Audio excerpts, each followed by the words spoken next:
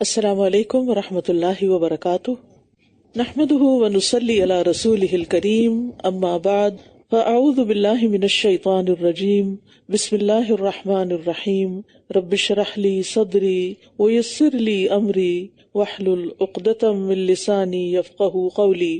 الحمد للہ سبحانہ هو المبدئ المعید وهو الغفور الودود ذو العرش المجید فعال لما یرید، احمده حمد الشاکرین واشکرہ فی کل حین، ان اللہ هو الرزاق ذو القوۃ المتین۔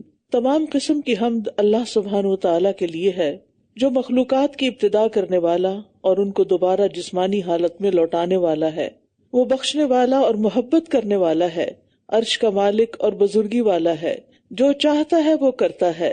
میں شکر گزاری کرنے والوں کی حمد کی طرح اس کی حمد کرتی ہوں اور ہر آن اس کا شکر ادا کرتی ہوں۔ بے شک اللہ ہی رزق دینے والا، صاحب قوت اور مضبوط ہے۔ 23واں پارہ۔ وَمَا لِيَ لَا أَعْبُدُ الَّذِي فَطَرَنِي وَإِلَيْهِ تُرْجَعُونَ أَأَتَّخِذُ مِن دُونِهِ آلِهَةً إِن يُرِدْنِ الرَّحْمَنُ بِضُرٍّ لَّا تُغْنِ عَنِّي شَفَاعَتُهُمْ شَيْئًا وَلَا يُنقِذُونَ إِنِّي إِذًا لَّفِي ضَلَالٍ مُّبِينٍ إِنِّي آمَنتُ بِرَبِّكُمْ فَاسْمَعُونِ قِيلَ ادْخُلِ الْجَنَّةَ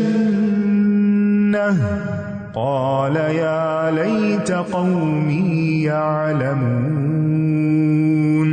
بِمَا غَفَرَ لِي رَبِّي وَجَعَلَنِي مِنَ الْمُكْرَمِينَ۔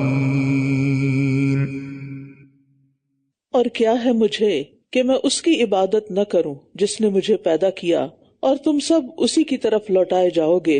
اس سے پیچھے ہم دیکھ چکے ہیں کہ جس قوم کی طرف 3 پیغمبر بھیجے گئے اور انہوں نے سبھی کو جھٹلا دیا، یعنی اس قوم کے لوگوں نے مانا نہیں، تو شہر کے پرلے کنارے سے ایک شخص دوڑتا ہوا آیا اور وہ بولا کہ اے میری قوم، ان رسولوں کی پیروی کرو، ان کی پیروی کرو جو تم سے کوئی اجرت نہیں مانگتے اور ہدایت یافتہ بھی ہیں وہ۔ اور پھر اس کے بعد وہ اپنی قوم کو کہتا ہے وَمَا لِيَ لَا أَعْبُدُ الَّذِي فَطَرَنِي وَإِلَيْهِ تُرْجَعُونَ۔ بہت لاجیکل بات کرتا ہے کہ مجھے کیا ہے کہ میں اس کی عبادت نہ کروں جس نے مجھے پیدا کیا، اس کا حق مجھ پر سب سے زیادہ ہے اور تم سب اسی کی طرف لوٹائے جاؤ گے۔ روایات میں اس شخص کا نام حبیب نجار بتایا گیا ہے۔ پیشے کے لحاظ سے یہ بڑھائی تھا اور دور پار کہیں رہتا تھا، لیکن اس نے جب دیکھا کہ قوم کے لوگ رسولوں کو تکلیف پہنچانے کے درپے ہیں، انہیں ختم کر دینے کے درپے ہیں، تو یہ جلدی سے وہاں پہنچا اور بڑے مؤثر انداز میں اپنی قوم کے لوگوں کو سمجھانے کی کوشش کی۔ اس شخص کا یہ عمل ہمارے لیے ایک بہترین نمونہ ہے۔ جب اسے یہ پتہ چل گیا کہ پیغمبر حق پر ہیں اور درست بات کر رہے ہیں، تو اس نے اس بات پر اکتفا نہیں کیا کہ اپنی جگہ بیٹھ کر اللہ اللہ کرتا رہے کہ میرا کام تو یہ کہ میں اپنی فکر کروں، بلکہ حق کی گواہی دینے کے لیے جتنی جلدی ہو سکا وہ دوڑتا ہوا پہنچا۔ وَجَاءَ مِنْ أَقْصَى الْمَدِينَةِ رَجُلٌ يَسْعَىٰ، یسعیٰ کا مطلب ہے دوڑتا ہوا، اور اس نے اپنی جان کی پرواہ نہیں کی اور قوم کو پوری طرح سمجھانے کی کوشش کی، اور پھر یا قومی کہہ کر خیرخواہی کا اظہار کیا، لیکن قوم نے اس کی بات نہ مانی۔ ایک اور چیز جو اس کے طرز عمل سے سیکھنے کی ہے کہ اس نے توحید کی دعوت دینے میں حکیمانہ انداز اختیار کیا، اور یہ نہیں کہا کہ تم کیوں نہیں اللہ کو مانتے جس نے تمہیں پیدا کیا، بلکہ کیا کہا، میں کیوں نہ اللہ کی عبادت کروں جس نے مجھے پیدا کیا، یعنی بات اپنے اوپر لی اور لوگوں کو اپنی مثال سے سمجھایا۔ کیا میں اس کے سوا کچھ ایسے معبود بنا لوں کہ اگر رحمان مجھے کوئی نقصان پہنچانے کا ارادہ کر لے تو ان کی شفاعت مجھے کچھ بھی کام نہ آ سکے اور نہ ہی وہ مجھے بچا سکیں، یعنی اللہ کے سوا اگر میں کسی اور کی عبادت کرتا ہوں تو نہ ان کی سفارش میرے کام آئے گی اور نہ ہی ان کا اللہ پہ کوئی زور ہے کہ مجھے اللہ کی سزا سے بچا سکیں۔ اگر میں ایسا کروں تو بے شک میں تب کھلی گمراہی میں ہوں گا، بے شک میں تمہارے رب پر ایمان لے آیا، پس تم میری بات سنو۔ اب یہاں کہتا ہے کہ تمہارے رب پر، یعنی وہ صرف میرا رب ہی نہیں تمہارا رب بھی ہے۔ اب اس کے بیچ میں یوں پتہ چلتا ہے اگلی آیت سے کہ اس شخص کو مار دیا گیا، یعنی حق بات کہنے والے کو ختم کر دیا گیا. قیل ادخل الجنہ، انہوں نے تو ختم کر دی اس کی زندگی، اس کی دنیا، لیکن اللہ سبحانہ تعالیٰ نے اس کو کیا خوشخبری دی؟ اس سے کہا گیا جنت میں داخل ہو جاؤ. قال یا لیت قومی یعلمون، کہنے لگا اے کاش میری قوم جان لیتی. بما غفر لی ربی وجعلنی من المکرمین، کہ میرے رب نے مجھے بخش دیا اور مجھے باعزت لوگوں میں شامل کر دیا. تو اصل کامیابی تو آخرت کی کامیابی ہے. جو جنت میں داخل کر دیا گیا وہ دراصل کامیاب ہو گیا، اور یہی اس شخص کے ساتھ معاملہ ہوا. اس سے یہ پتہ چلتا ہے یعنی جو اللہ کی بات کرتے ہوئے اللہ کی راہ میں مارا جائے وہ شہید ہے، اور جو شہید ہوا وہ سیدھا جنت میں جاتا ہے. تو اس سے بھی اندازہ لگائیں کہ اس کو اندازہ تھا کہ میری قوم میری بات نہیں مانے گی اور شاید مجھے مار ڈالے، لیکن اس نے اپنی جان کی پرواہ نہیں کی، اور پھر بھی ان کی خیرخواہی کی، ان کو نصیحت کی، اور پھر مرنے کے بعد بھی خیرخواہی کی کہ کاش میری قوم کو پتہ چل جائے کہ میرے رب نے مجھے کس بات کی بنا پر بخش دیا. اس نے نہ کوئی نماز پڑھی تھی، نہ کوئی روزہ رکھا تھا، نہ ہی کوئی اور نیکی کا کام ابھی کیا تھا. سب سے پہلا کام کیا کیا؟ ایمان لا کر تبلیغ کا کام، لوگوں کو دین کی دعوت کا کام، اور اسی میں وہ ختم ہو گیا. ابھی تو اس نے مزید کچھ سیکھا ہی نہیں تھا، لیکن ایک لا الہ الا اللہ کہنے سے ساری زندگی کے گناہ معاف ہو جاتے ہیں. اور اگر اخلاص کے ساتھ انسان ایسا کرے اور اس کے بعد اس کی موت واقع ہو جائے تو جنت میں جانے سے اس کو کوئی چیز روک نہیں سکتی، کیونکہ جس کا آخری کلام لا الہ الا اللہ ہو وہ جنت میں جاتا ہے. تو مومن ایسا ہی خیرخواہ ہوتا ہے، اور یہی تمنا احد میں جو لوگ شہید ہوئے تھے ان کی تھی کہ ہمارے بعد والوں کو پتہ چل جائے کہ ہم کتنے اچھے حال میں ہیں. اور ہمارے لیے سبق کیا ہے کہ لوگوں کی مخالفت کے باوجود، لوگوں کی غلط فہمیوں کے باوجود اور ان کے تکلیف دینے کے باوجود انسان ان کے لیے خیرخواہی کے جذبات ہی دل میں رکھے اور صبر و استقامت کے ساتھ اپنا کام کیے چلے جائے. اور اہل مکہ کے لیے اس بات میں پیغام یہ تھا کہ نبی صلی اللہ علیہ وسلم تمہارے لیے ایسے ہی خیرخواہ ہیں جس طرح یہ مرد صالح اپنی قوم کے لیے خیرخواہ تھا. اور یہ بھی یاد رکھیے کہ اللہ اپنے دین کا کام کسی سے بھی لے سکتا ہے. ضروری نہیں کہ جن کو بات کہی جا رہی ہو جو سامنے بیٹھے ہوں وہی مانے. ہو سکتا ہے کہ دور بیٹھا ہوا کوئی شخص زیادہ بہتر طور پر بات سمجھ جائے اور وہ کام کر لے جو اللہ سبحانہ تعالیٰ اس سے چاہتا ہے. اس لیے انسان کو کبھی مایوس نہیں ہونا چاہیے کہ میں اتنی محنت کر رہا ہوں اور میری کوئی بات نہیں سنتا. ہمیشہ اللہ سبحانہ تعالیٰ سے اچھی توقع رکھنی چاہیے اور اپنے اندر جھانکتے رہنا چاہیے کہ وہاں اخلاص کس درجے پر ہے. وما انزلنا على قومه من بعده من جند من السماء وما كنا منزلين، اور ہم نے اس کے بعد اس کی قوم پر آسمان سے کوئی لشکر نہ اتارا اور نہ ہی ہم اتارنے والے تھے. یعنی اللہ سبحانہ تعالیٰ کے نزدیک وہ قوم بہت بے وقت تھی. اس کے حقیر ہونے کا اظہار کیا جا رہا ہے کہ ان کو ہلاک کرنے کے لیے آسمان سے فرشتوں کا کوئی لشکر اتارنے کی ضرورت نہیں تھی، بلکہ ایک فرشتے کی چیخ ہی کافی تھی. اللہ اپنے مومن بندوں کے لیے فرشتے نازل کرتا ہے جو ان کے دلوں کو مضبوط رکھتے ہیں، اور عذاب والوں کو فرشتے کی ایک چیخ بھی کافی ہے. ان کانت الا صیحۃ واحدۃ فاذا هم خامدون، وہ تو بس ایک زور کی چنگھاڑ ہی تھی، یکا یک وہ سب بجھ کر رہ گئے. ہائے افسوس بندوں پر، ان کے پاس جو بھی رسول آیا وہ اس کا مذاق ہی اڑاتے رہے. اور یہ ہر دور میں ہوتا رہا، جس نے بھی دین کا پیغام بتایا سنایا لوگوں نے اس کا مذاق ہی اڑایا. کیا انہوں نے دیکھا نہیں کہ ان سے پہلے کتنی ہی امتوں کو ہم نے ہلاک کر دیا، یقیناً وہ ان کی طرف لوٹ کر نہیں آئیں گے. یعنی مرنے کے بعد کوئی بھی دنیا میں واپس نہیں آ سکتا.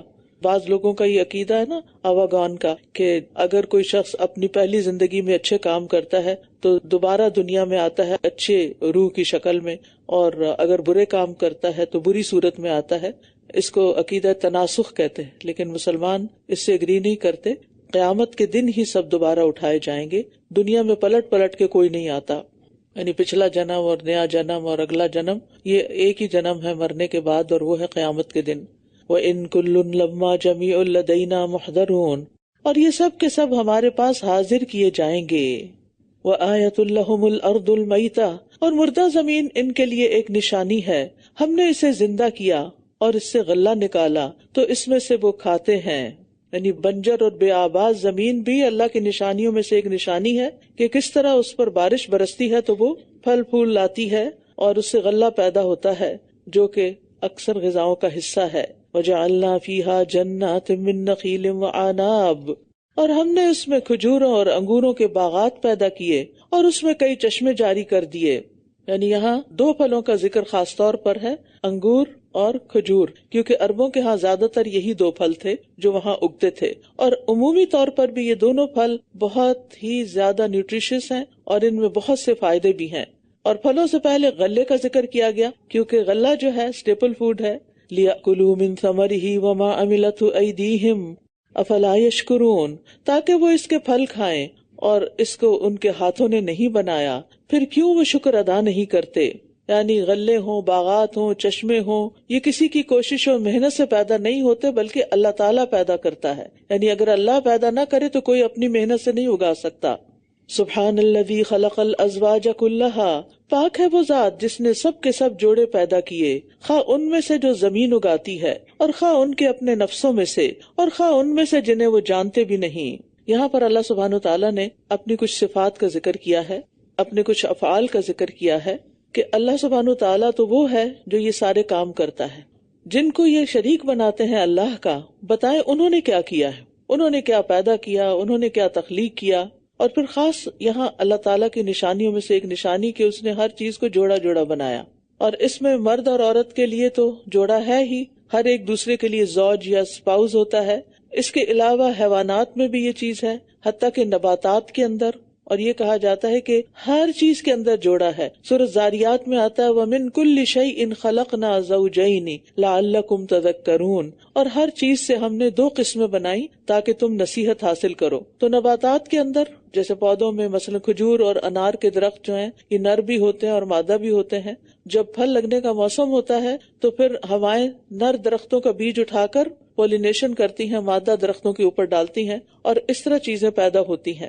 اسی طرح جامد اشیاء میں بھی، جمادات کے اندر بھی مثبت اور منفی چیزیں ہوتی ہیں، حتیٰ کہ ایٹم کے اندر بھی آپ دیکھیں کہ پازیٹیو نیگیٹو ہوتا ہے. اور اسی طرح بعض اوقات ایک دوسرے کے مخالف چیز کا بھی جوڑا ہوتا ہے، جیسے دھوپ اور سایہ، رات اور دن، اور اسی طرح روشنی اور اندھیرا.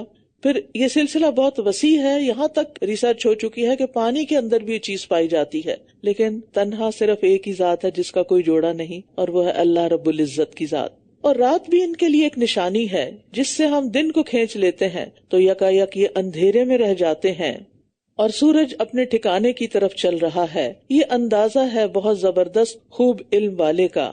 یعنی سورج اپنے وقت یا جگہ کی طرف چلا جا رہا ہے اور اس کے چلنے اور ٹھہر جانے کا وقت بھی مقرر ہے. جب اللہ نے حکم دیا وہ چل پڑا، اور جب اللہ تعالیٰ اس کو حکم دے گا وہ ٹھہر جائے گا، اور اس کے ٹھہرنے کی جگہ بھی مقرر کی ہے.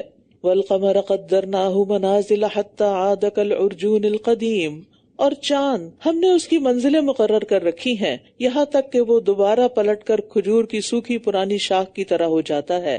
یعنی چاند ہمیشہ ایک شکل میں نہیں رہتا بلکہ پہلے بڑھتا ہے اور پھر آہستہ آہستہ گھٹتا ہے. اللہ تعالیٰ نے اس کی 28 منزلیں مقرر کی ہیں جن میں وہ نظر آتا ہے. پھر 1 یا 2 دن غائب رہ کے دوبارہ طلوع ہو جاتا ہے.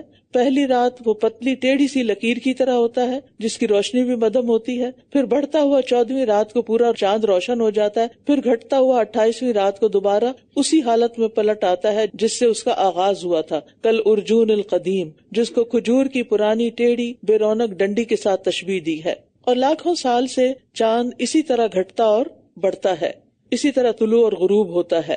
تو جو رب ان چیزوں کو اتنے ڈسپلن میں رکھے ہوئے ہے، اس کے لیے انسان کو دوبارہ پیدا کرنا اور اس کا حساب لینا کچھ مشکل نہیں. پھر فرمایا للشمس ينبغي لها ان تدرك القمر، سورج کے لائق نہیں کہ وہ چاند کو جا پکڑے، اور نہ رات دن سے سبقت کرنے والی ہے، اور سب کے سب ایک مدار میں تیر رہے ہیں. یہ اللہ کی قدرت پر چوتھی دلیل ہے. یعنی چاند کی روشنی کے ظہور کا وقت رات ہے. یہ نہیں ہو سکتا کہ رات کو جب چاند چمک رہا ہو تو اچانک سورج بھی طلوع ہو جائے کہیں سے، ایسا نہیں ہوتا. اور یہ بھی نہیں ہو سکتا کہ ابھی دن کا کچھ حصہ باقی ہو اور اچانک رات آ جائے. ان نشانیوں کا مقصد یہ نہیں کہ کوئی خاص فلکیات کے علوم سکھانا ہے انسان کو، بلکہ انسان کو یہ سمجھایا جا رہا ہے کہ تم جدھر بھی آنکھ کھول کے دیکھو گے وہیں اللہ کی کوئی نہ کوئی نشانی نظر آئے گی جو تمہیں اللہ تعالیٰ کی پہچان کراتی ہے. اور خاص طور پر نظام شمسی جو ہے وہ ایک بہت بڑی نشانی ہے، اور اس کا مرکز جو ہے سورج ہے، جو ہماری زمین سے تقریباً 3 لاکھ گنا بڑا ہے. یعنی سورج کا حجم جو ہے 3 لاکھ ٹائم ہماری زمینیں بنائیں تو پھر وہ بنے گا. اور اسی طرح کہتے ہیں کہ سب سے جو دور کا سیارہ ہے نیپچون، اس کا فاصلہ سورج سے کم از کم 2,79,30,00,000 میل ہے. تو اس سے آپ اندازہ لگائیں کہ صرف ہمارا سولر سسٹم جو ہے اس کے اندر جو سیارے ہیں وہ کتنے دور دور پڑے ہوئے ہیں. اور پھر یہ تو بالکل ایک ڈاٹ کی طرح ہے پورے اس سسٹم، بلکہ نظر بھی نہیں آتا. اور باقی جو اللہ تعالیٰ نے مخلوقات بنائی ہیں اس سے اللہ تعالیٰ کی عظمت کا اظہار ہوتا ہے. اور کہتے ہیں کہ جس کہکشاں میں ہمارا یہ سولر سسٹم شامل ہے اس میں تقریباً 3,000 ملین آفتاب یعنی سورج پائے جاتے ہیں، یعنی 3 ارب سورج. یعنی جس گیلیکسی کا حصہ ہے ہمارا سولر سسٹم، یہ صرف ایک سورج ہے، ایسے 3 ارب سورج پائے جاتے ہیں اور بھی صرف اس ایک گیلیکسی کے اندر. اور پھر آپ دیکھیے کہ گیلیکسیز کے بھی کلسٹرز ہیں اور پھر مزید ان کے آگے اللہ ہی بہتر جانتا ہے. وما یعلم جنود ربک الا ھو، انسانوں کی نگاہ تو وہاں تک پہنچ ہی نہیں سکتی. یہ چھوٹی سی مثال ہے اللہ کی عظمت کو محسوس کرنے کی کہ اللہ سبحانہ تعالیٰ کتنا بڑا رب ہے. یعنی وہ خود کتنا بڑا ہوگا جس نے اتنی بڑی کائنات بنائی ہے جو ساری کی ساری اس کی تسبیح کر رہی ہے.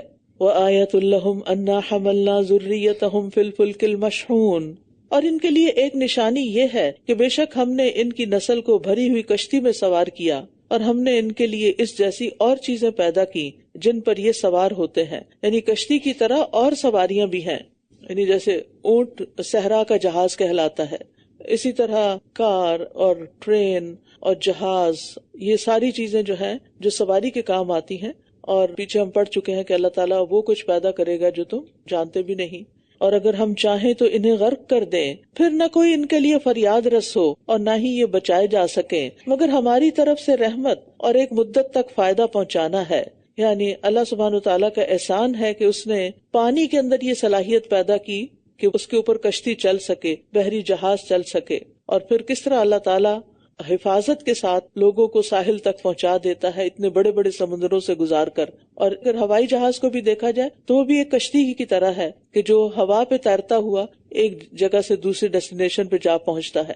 وَإِذَا قِيلَ لَهُمُ اتَّقُوا مَا بَيْنَ أَيْدِيكُمْ وَمَا خَلْفَكُمْ، اور جب انہیں کہا جاتا ہے کہ ڈرو اس عذاب سے جو تمہارے سامنے ہے اور جو تمہارے پیچھے ہے، شاید کہ تم رحم کیے جاؤ. یعنی اگر تم اس عذاب سے ڈرو گے تو پھر کیا ہوگا؟ اللہ کی رحمت آئے گی. یعنی اللہ کا ڈر اللہ کی رحمت لاتی ہے. اور اللہ کا ڈر کیا ہے؟ کہ اللہ تعالیٰ کہیں عذاب نہ دے دے. اور ان کے پاس ان کے رب کی نشانیوں میں سے کوئی نشانی نہیں آتی مگر وہ اس سے اعراض کرنے والے ہوتے ہیں. یعنی نشانیاں دیکھتے ہیں اور ان سے کوئی سبق نہیں لیتے، ان سے کچھ سیکھتے نہیں. تو ضرورت اس بات کی ہے کہ ان نشانیوں کو ہم صرف ایک انفارمیشن کے طور پر نہ لیں بلکہ ان سے سبق حاصل کریں. وَإِذَا قِيلَ لَهُمْ أَنفِقُوا مِمَّا رَزَقَكُمُ اللَّهُ، اور جب ان سے کہا جاتا ہے کہ اس میں سے خرچ کرو جو اللہ نے تمہیں رزق دیا، تو وہ لوگ جنہوں نے کفر کیا ایمان والوں سے کہتے ہیں کیا ہم اسے کھلائیں جس کو اگر اللہ چاہتا تو خود کھلا دیتا، تم تو محض کھلی گمراہی میں مبتلا ہو. یعنی جب ان سے کہا جاتا ہے کہ اللہ نے تمہیں جو کچھ دیا ہے اس میں سے فقراء اور مساکین کو بھی دو، تو یہ کہتے ہیں اگر اللہ چاہتا تو خود ہی انہیں کھلا دیتا، ہم کیوں کھلائیں؟ اگر اللہ نے ان کو دینے کا ارادہ نہیں کیا تو ہم کیوں دیں؟ یعنی آپ سوچیں کام نہ کرنے کے کیسے کیسے بہانے لوگ تراش لیتے ہیں. اور الٹا وہ مسلمانوں کو گمراہ کہہ رہے تھے، ان انتم الا فی ضلال مبین، تم غلط کر رہے ہو. یعنی نیکی کا کام کرنے والوں کو غلط کہا جا رہا ہے. وَيَقُولُونَ مَتَىٰ هَٰذَا الْوَعْدُ إِن كُنتُمْ صَادِقِينَ، اور یہ کہتے ہیں اگر تم سچے ہو تو بتاؤ یہ وعدہ کب پورا ہوگا، یعنی قیامت کے آنے کا. مَا يَنظُرُونَ إِلَّا صَيْحَةً وَاحِدَةً، یہ تو بس ایک چنگھاڑ کا انتظار کر رہے ہیں، وہ انہیں اس حال میں آ پکڑے گی کہ یہ جھگڑ رہے ہوں گے. اور ایک چنگھاڑ یا چیخ سے مراد اسرافیل کا پہلی دفعہ سور پھونکنا ہے. یعنی قیامت بھی صرف ایک چیخ سے قائم ہو جائے گی. اس سے اللہ تعالیٰ کی قوت کا اندازہ لگائیں اور اس قوت کا جو اس نے بندوں کو عطا کی ہے. تو ایک ہی چیخ سے سب لوگ بے ہوش ہو کے مر جائیں گے، اور لوگ آپس میں تجارتی بحث مباحثے کر رہے ہوں گے کہ اتنے میں ایک چیخ سنائی دے گی اور اس شدت کی آواز کے ساتھ وہ ختم ہو جائیں گے. پھر نہ تو یہ کوئی وصیت کر سکیں گے اور نہ ہی اپنے گھر والوں کی طرف لوٹ کر جا سکیں گے.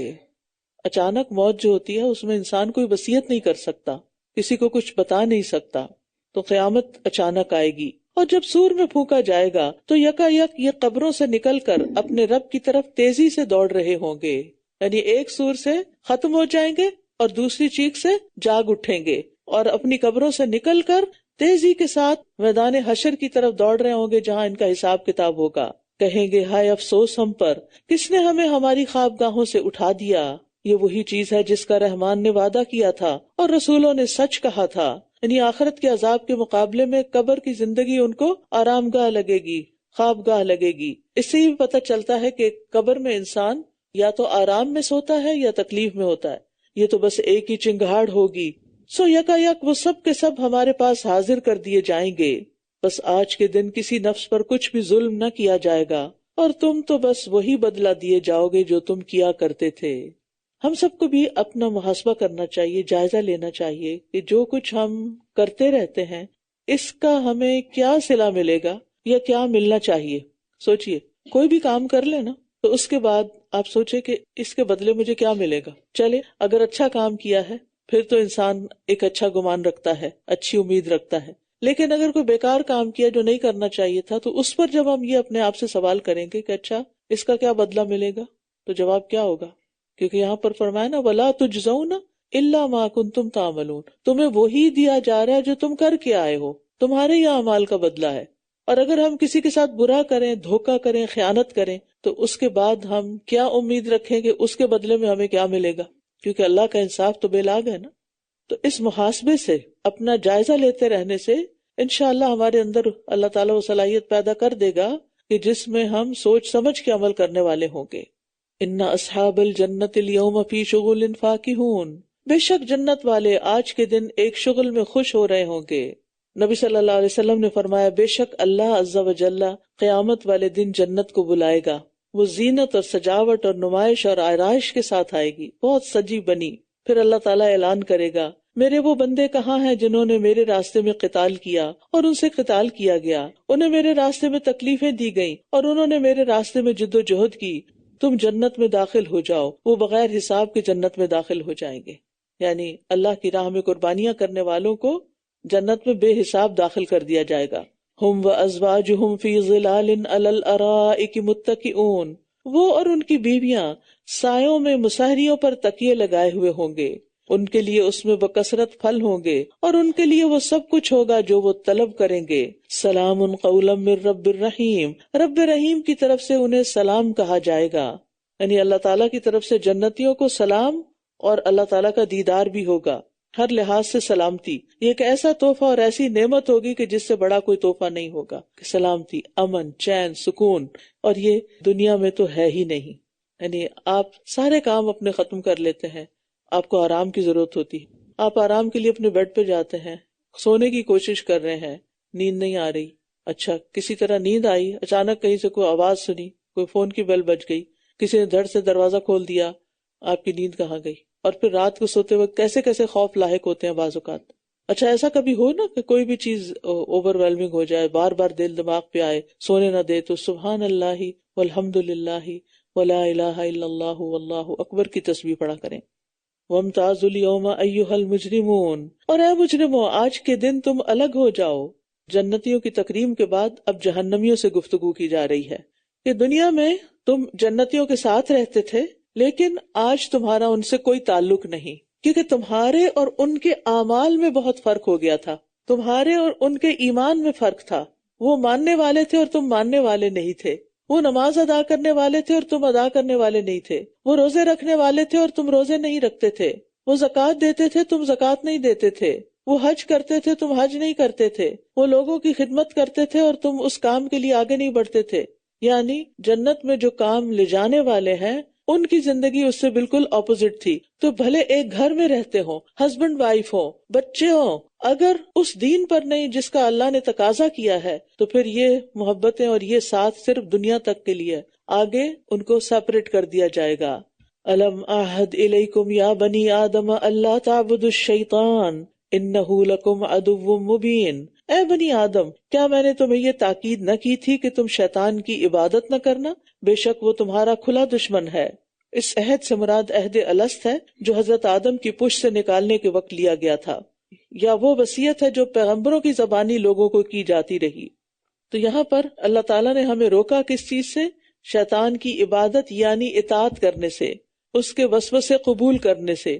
کیونکہ وہ کھلا دشمن ہے اور اس نے قسم کھا رکھی ہے کہ میں انسانوں کو ضرور گمراہ کر کے اپنے ساتھ جہنم میں لے جاؤں گا۔ وَأَنِ اعْبُدُونِي هَذَا صِرَاطٌ مُسْتَقِيمٌ، اور یہ کہ تم میری عبادت کرنا، یہی سیدھا رستہ ہے، اور یقیناً اس نے تم میں سے بہت سی مخلوق کو گمراہ کر دیا، کیا پھر بھی تم عقل سے کام نہیں لیتے تھے؟ یہی وہ جہنم ہے جس کا تم وعدہ دیے جاتے تھے، آج کے دن اس میں داخل ہو جاؤ، اس لیے کہ تم کفر کیا کرتے تھے۔ اليوم نختم على افواہہم وتکلمنا ایدیہم وتشہد ارجلہم بما كانوا یکسبون، آج ہم ان کے منہ پر مہر لگا دیں گے اور ان کے ہاتھ ہم سے کلام کریں گے اور ان کے پاؤں اس کمائی کی گواہی دیں گے جو وہ کیا کرتے تھے۔ منہ پر مہر لگانے کی ضرورت کیوں پیش آئے گی؟ تاکہ وہ بولنے کی طاقت سے محروم ہو جائے، لیکن اللہ سبحانہ تعالیٰ دوسرے اعضاء کو زبان دے دے گا، ہاتھ بولیں گے، پاؤں بولیں گے کہ ہم نے فلاں فلاں فلاں دن فلاں فلاں کام کیا تھا، اور انسان کے اعضاء قیامت کے دن انسان کے خلاف گواہی دیں گے۔ قیامت کے دن ایک شخص آئے گا اور کہے گا، اے میرے رب، میں تجھ پر، تیری کتابوں پر، تیرے رسولوں پر ایمان لایا اور میں نے نماز پڑھی، اس سے جس قدر ہوگا اپنی نیکی کی تعریف کرے گا کہ میں نے بہت نیکیاں کی۔ پھر اللہ تعالیٰ فرمائے گا، ہم ابھی تیرے خلاف گواہ بھیجتے ہیں۔ پھر اس کے منہ پر مہر لگا دی جائے گی، اس کی ران، اس کا گوشت، اس کی ہڈیوں سے کہا جائے گا بولو، پھر اس کی ران، اس کا گوشت، اس کی ہڈیاں اس کے اعمال کی گواہی دیتے ہوئے بولیں گی کہ اس نے کیا کیا کام کیے تھے اور کیسے کیے تھے۔ اور اگر ہم چاہیں تو ان کی آنکھوں کو مٹا دیں، پھر یہ راستے کی تلاش میں دوڑیں تو یہ کیسے دیکھ سکیں گے، اور اگر ہم چاہیں تو انہیں ان کی جگہوں پر ہی مسخ کر دیں تو نہ یہ آگے چلنے کی استطاعت رکھتے ہوں اور نہ یہ پلٹ سکیں۔ مسخ کا مطلب ہے کہ انسان کی شکل انسان کے علاوہ کسی اور شکل میں بدل دینا، جیسے پچھلی قوموں کو بندر اور خنزیر بنایا گیا تھا تو وہ مسخ ہوئے تھے، یا صرف شکل نہیں، پورے کا پورا بندر یا پورے کا پورا خنزیر وغیرہ بنا دیا جانا، اور یا پھر کسی کو پتھر بنا دینا، اسٹیچو، انسان کو ادھر ہی جہاں ہے وہیں پتھر کے مجسمے بن جائیں۔ وَمَن نُعَمِّرْهُ نُنَكِّسْهُ فِي الْخَلْقِ أَفَلَا يَعْقِلُونَ، اور جسے ہم لمبی عمر دیتے ہیں اسے ہم ساخت میں الٹا کر دیتے ہیں، کیا پھر بھی یہ عقل سے کام نہیں لیتے؟ یعنی جوانی سے بڑھاپے تک کا سفر کیسے آتا ہے کہ آہستہ آہستہ ایک ایک دن کر کے گزرتا جاتا ہے، اور انسان کے اندر کمزوری واقع ہونے لگتی ہے، ناتوانی واقع ہونے لگتی ہے، انسان کے جسم کے اعضاء پوری طرح فنکشن نہیں کرتے کیونکہ جسم کے اندر وہ قوت نہیں جاری ہوتی غذائی جو جانی چاہیے۔ نتیجہ کیا ہوتا ہے کہ انسان ایسی ایسی بیماریوں میں گھر جاتا ہے کہ جس کا اس نے کبھی سوچا بھی نہیں ہوتا، تو بڑھاپے میں پھر انسان بچہ بن جاتا ہے، دوسروں کا محتاج ہو جاتا ہے، بات بات پہ رونے لگتا ہے، ناراض ہونے لگتا ہے۔ وما علمناہ الشعر وما ينبغی لہ، اور ہم نے اسے شعر نہیں سکھایا اور نہ ہی یہ اسے زیب دیتا ہے، یہ تو بس ایک نصیحت اور واضح قرآن ہے تاکہ وہ اسے خبردار کر دے جو زندہ ہو اور کافروں پر عذاب کی بات ثابت ہو جائے۔ یعنی جسے اللہ نے سوچنے سمجھنے کی صلاحیتیں دے رکھی ہیں، صرف وہی بصیرت رکھتا ہے اور وہی صحیح معنوں میں فالو کرے گا۔ جو اس کے برعکس زندگی بسر کر رہا ہے تو اس کو اس سے کوئی فائدہ نہیں ہوگا۔ اولم يروا انا خلقنا لهم مما عملت ایدینا انعاما فهم لها مالکون، کیا بھلا انہوں نے دیکھا نہیں کہ بے شک ہم نے ان چیزوں میں سے جنہیں ہمارے ہاتھوں نے بنایا ان کے لیے مویشی پیدا کیے جن کے وہ مالک بنے ہوئے ہیں۔ یہاں سے پھر توحید اور اس کے بعد آخرت کے دلائل کا بیان ہے۔ ویسے تو اللہ سبحانہ تعالیٰ نے ہر چیز کو پیدا کیا، یہاں خاص طور پر اپنے ہاتھوں سے بنانے کی بات کی تاکہ کسی اور کی شراکت کی بات ہی نہ ہو۔ مثلاً ہم کہتے ہیں نا کہ میں نے بنایا، اور ایک کہتے ہیں میں نے اپنے ہاتھوں سے بنایا، ان دو باتوں میں فرق ہے، بہت بڑا فرق ہے۔ میں نے اپنے ہاتھوں سے بنایا یعنی میں نے ہی بنایا، کسی اور نے نہیں بنایا، اور ہم نے انہیں ان کے لیے مطیع کر دیا، تو ان میں سے کچھ ان کی سواریاں ہیں اور ان میں سے کچھ کو یہ کھاتے ہیں۔ یعنی اللہ نے چوپایوں کو انسانوں کے قابو میں بس میں کیا تاکہ انسان ان سے فائدہ اٹھا سکے۔ اگر یہ دوسرے جنگلی جانوروں کی طرح ہوتے تو انسان ان سے وحشت کھاتا، ان کے قریب بھی نہ جاتا، کہاں یہ کہ مالک بنتے۔ کوئی اپنے گھر میں شیر کیوں پالے گا؟ اور ان کے لیے ان میں بہت سے فائدے اور پینے کی چیزیں ہیں، کیا پھر بھی یہ شکر ادا نہیں کرتے؟ یعنی سواری اور گوشت کے علاوہ بھی ان سے بہت سے فائدے حاصل ہوتے ہیں، ان کی کھال، چربی، سینگ، بال، آنتیں، اور ان سے چیزیں بنتی ہیں مختلف، پھر ان سے کھیتی باڑی کی جاتی ہے، ان کی گوبر کی کھاد بنتی ہے، جلانے کے کام آتا ہے، اور اس کے علاوہ بھی انسان کو بہت سی پینے کی چیزیں یعنی بائی پروڈکٹ جو دودھ کے ہیں وہ حاصل ہوتے ہیں۔ یعنی دودھ سے پھر دہی اور لسی اور مکھن اور پنیر اور حلوے، اور انہوں نے اللہ کے سوا کئی معبود بنا رکھے ہیں تاکہ وہ مدد کیے جائیں، یہ ان کی مدد کی استطاعت نہیں رکھتے بلکہ یہ خود ان کے لیے حاضر کیے گئے لشکر ہیں، یعنی خونِ خدمت کرنی پڑتی ہے ان کی. بس ان کی بات آپ کو غمگین نہ کرے. ہم خوب جانتے ہیں جو کچھ یہ چھپاتے ہیں اور جو کچھ یہ ظاہر کرتے ہیں. کیا بھلا انسان نے دیکھا نہیں کہ ہم نے اسے ایک نطفے سے پیدا کیا تو یکا یک وہ کھلم کھلا جھگڑالو ہے. جس نے پیدا کیا اسی کے خلاف باتیں کرنے لگ گیا ہے. اور اس نے ہمارے لیے ایک مثال بیان کی اور اپنی پیدائش کو بھول گیا. کہنے لگا ان ہڈیوں کو کون زندہ کرے گا جبکہ وہ بوسیدہ ہو چکی ہوں گی. آپ کہہ دیجئے انہیں وہی زندہ کرے گا جس نے انہیں پہلی بار پیدا کیا تھا، اور وہ ہر طرح کا پیدا کرنا خوب جانتا ہے. وہی جس نے تمہارے لیے سرسبز درخت سے آگ پیدا کی، پھر یکا یک تم اس سے آگ سلگا لیتے ہو. کہتے ہیں کہ عرب میں دو درخت ہیں، مرخ اور غفار نام کا یا غفار نام کا. ان کی لکڑیاں اگر آپس میں ایک دوسرے کے اوپر ماری جائیں تو اس میں سے آگ نکلتی ہے، تو اس لیے سبز درخت سے آگ نکلی. ویسے تو چکماک بھی ہوتا ہے نا، پتھر پہ پتھر مارنے سے بھی آگ نکلتی. پہلے زمانے میں ماچس کی فیکٹریز تو نہیں ہوتی تھی. کیا بھلا وہ جس نے آسمانوں اور زمین کو پیدا کیا اس پر قادر نہیں کہ وہ ان کی مانند پیدا کر دے؟ کیوں نہیں، بلکہ وہ سب کچھ پیدا کرنے والا، خوب جاننے والا ہے. بے شک اس کا حکم تو بس یہ ہے کہ جب وہ کسی چیز کا ارادہ کرتا ہے تو اس سے کہتا ہے کہ ہو جا، تو وہ ہو جاتی ہے. فسبحان الذی بیدہ ملکوت کل شیء وإلیہ ترجعون. بس پاک ہے وہ جس کے ہاتھ میں ہر چیز کی بادشاہت ہے اور اسی کی طرف تم سب لوٹائے جاؤ گے. ہم سب کی واپسی اسی کی طرف ہے. سورۃ الصافات. بسم اللہ الرحمن الرحیم. والصافات صفا فالزاجرات زجرا فالتالیات ذکرا ان الہکم لواحد رب السماوات والأرض وما بينهما ورب المشارق إنا زينا السماء الدنيا بزينة الكواكب وحفظا من كل شيطان مارد لا يسمعون إلى الملأ الأعلى ويقذفون من كل جانب دحورا ولهم عذاب واصب إلا من خطف الخطفة فأتبعه شهاب ثاقب. بسم اللہ الرحمن الرحیم. قسم ہے صف باندھنے والے فرشتوں کی قطار در قطار.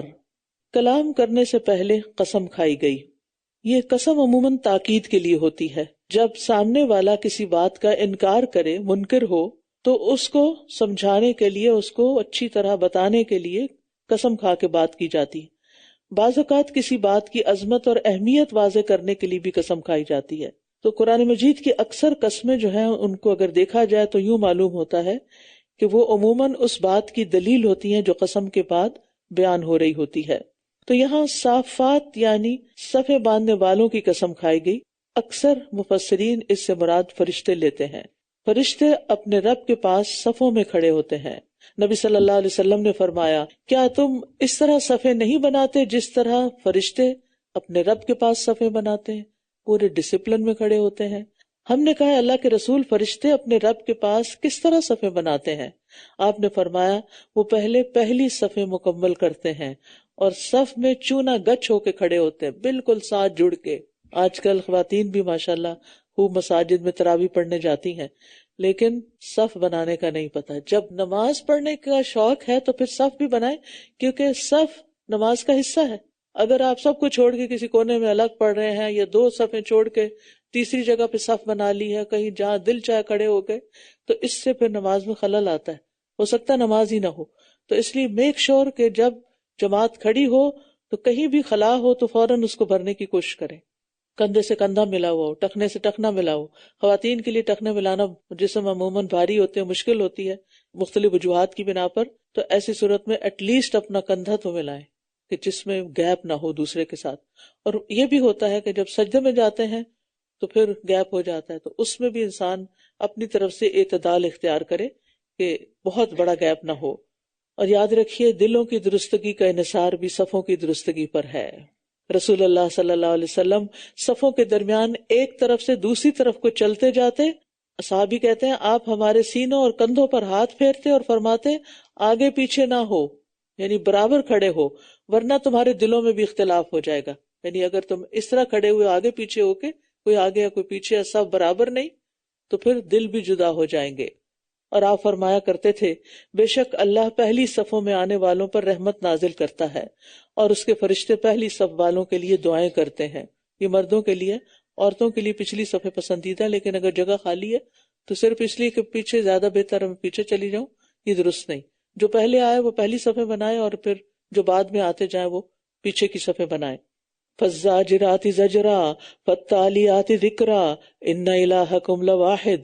پھر ڈانٹنے والوں کی سخت ڈانٹنا، پھر ذکر کی تلاوت کرنے والوں کی قسم، بے شک تمہارا معبود ایک ہی ہے. یعنی ان فرشتوں کی قسم کھائی جا رہی ہے جن کی ڈانٹ معمولی نہیں، ایسی زبردست ہوتی ہے کہ کوئی ان کے سامنے دم نہیں مار سکتا. مثلا موت کے فرشتے، اخرجوا انفسکم، ڈانٹ کے کہتے نکالو اپنی جان، کیونکہ روح جو ہے وہ اندر گھوم رہی ہوتی ہے. اور اسی طرح جب قوموں پر عذاب لے کر آتے ہیں وہ فرشتے جو ہے مختلف کاموں پر مامور ہیں. مثلا بادلوں پہ مامور ہیں اور انہیں ہانکتے ہیں، چلاتے ہیں. پہاڑوں پر مامور فرشتہ جو ہے. پھر اسی طرح قیامت کے دن بھی جب لوگ قبروں سے نکل کر زمین کے اوپر ہوں گے تو اس وقت بھی صرف ایک ہی ڈانٹ ہوگی، فَإِنَّمَا هِيَ زَجْرَةٌ وَاحِدَةٌ، اور یہ فرشتوں کی ہی ہوگی. اور پھر اسی طرح دلوں میں نیکی کا خیال ڈالنے والے بھی فرشتے ہیں. فَالتَّالِيَاتِ ذِكْرًا، ایک اور جگہ پر آتا ہے فَالْمُلْقِيَاتِ ذِكْرًا. یہ سب فرشتے گواہ ہیں کس بات کے؟ اِنَّ إِلَٰهَكُمْ لَوَاحِدٌ، کہ تمہارا الہ، تمہارا رب بس ایک ہی الہ ہے. اگر ایک سے زیادہ معبود ہوتے تو کائنات قائم ہی نہیں رہ سکتی تھی. آسمانوں اور زمین کا اور ان دونوں کے درمیان کی چیزوں کا رب ہے، اور مشرقوں کا رب بھی. بے شک ہم نے آسمان دنیا کو ستاروں کی زینت سے مزین کیا، اور ہر سرکش شیطان سے حفاظت کے لیے وہ عالم بالا کے فرشتوں کی باتوں کو کان لگا کر نہیں سن سکتے، بلکہ ہر طرف سے ان پر شہاب پھینکے جاتے ہیں. ملائے اعلیٰ سے مراد فرشتوں کی وہ مجلس ہے جو بہت اوپر ہے، اور جو اللہ تعالیٰ کے احکام کی تنفیذ یعنی اس کو نافذ کرنے کے لیے آپس میں گفتگو کرتے ہیں کہ آئندہ فلاں کام کب اور کیسے کرنا ہے. یہ ملائے اعلیٰ ہیں، یعنی براہ راست جو اوپر سے احکامات لیتے ہیں اور پھر آپس میں ڈسکس کر کے پھر کاموں پہ آ جاتے ہیں. اور اسی طرح سرکش شیاطین سے باتیں محفوظ رکھنے کا بھی زبردست انتظام کیا گیا ستاروں کے ذریعے. دحوراً یعنی شیطانوں کو بھگانے کے لیے، اور ان کے لیے دائمی عذاب ہے. مگر جو اچانک کوئی بات اچک کر لے جائے تو ایک چمکتا ہوا شعلہ اس کا پیچھا کرتا ہے. یعنی شیاطین جب آسمان سے کوئی خبریں چوری کرتے ہیں، ملائے اعلیٰ کی بات سننے کی کوشش کرتے ہیں تو ان کے پیچھے شعلے پڑتے ہیں. تو آپ ان سے پوچھئے کیا یہ زیادہ سخت ہیں پیدائش میں یا وہ جنہیں ہم نے پیدا کیا؟ بے شک ہم نے انہیں چپکنے والی مٹی سے پیدا کیا. یعنی اتنی بڑی بڑی مخلوقات کے رب کے لیے دوبارہ انسانوں کو پیدا کرنا کچھ مشکل نہیں. بلکہ آپ نے تعجب کیا اور یہ لوگ مذاق اڑاتے ہیں، اور جب یہ نصیحت کیے جاتے ہیں تو یہ نصیحت قبول نہیں کرتے، اور جب یہ کوئی نشانی دیکھتے ہیں تو خوب مذاق اڑاتے ہیں اور کہتے ہیں کہ یہ تو بس کھلم کھلا ایک جادو ہے. یعنی دلائل سے لاجواب ہونے والوں کا رویہ یہی ہوتا ہے کہ جب دلیل کے مقابلے میں دلیل نہیں سوچتی انہیں تو وہ مذاق اڑانا شروع کر دیتے ہیں. کیا جب ہم مر جائیں گے اور مٹی اور ہڈیاں ہو جائیں گے تو کیا واقعی ہم ضرور دوبارہ اٹھائے جائیں گے؟ کیا بھلا ہمارے پہلے آباء و اجداد بھی؟ کہہ دیجئے ہاں، اور تم ذلیل و خوار بھی ہوگے. بے شک وہ تو بس ایک ہی ڈانٹ ہوگی تو یکا یک یہ دیکھ رہے ہوں گے اور کہیں گے ہائے افسوس ہم پر، یہ تو بدلے کا دن ہے، یہ وہی فیصلے کا دن ہے جسے تم جھٹلایا کرتے تھے. اکٹھا کر دو ان سب کو جنہوں نے ظلم کیا اور ان کے ساتھیوں کو بھی اور انہیں بھی جن کی یہ عبادت کیا کرتے تھے اللہ کے سوا، پس جہنم کے راستے کی طرف ان کی رہنمائی کر دو. اب یہاں پر ظالم اور ان کی ازواج سے مراد بیویاں بھی ہو سکتی ہیں، اور اسی طرح ازواج سے مراد وہ جوڑے یا ان لوگوں کے گروہ جو ایک جیسے جرم کرتے تھے، جیسے قاتلوں کو اکٹھا کر دیا جائے، زانیوں کو اکٹھا کر دیا جائے، مشرکوں کو اکٹھا کر دیا جائے.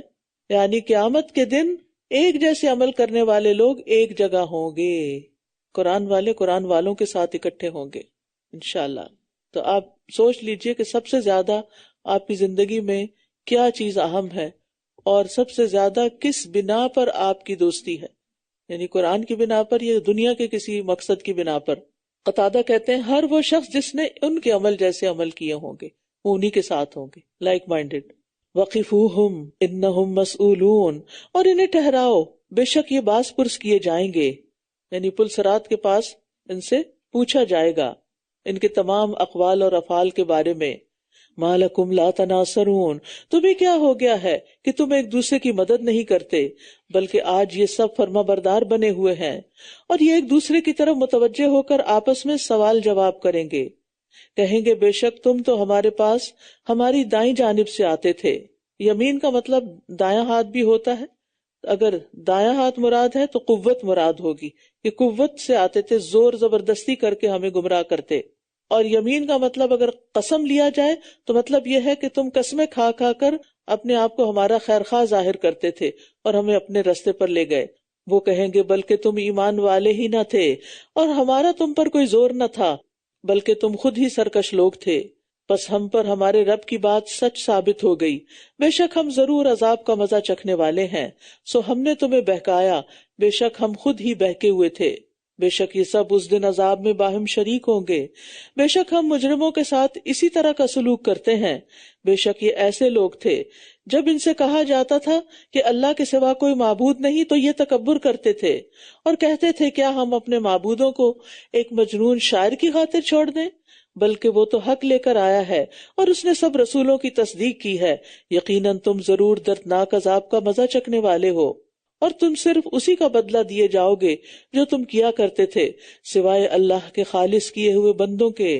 اولئک لہم رزق معلوم فواکہ وہم مکرمون فی جنات النعیم، یہی وہ لوگ ہیں جن کے لیے طے شدہ رزق ہے، ہر قسم کے پھل، اور وہ عزت و اکرام دیے جائیں گے نعمتوں کے باغات میں، راحتوں کے باغات میں. فی جنات النعیم، یاد رکھیے جنت میں چیزیں لذت کے لیے ہوں گی، پیٹ بھرنے کے لیے نہیں.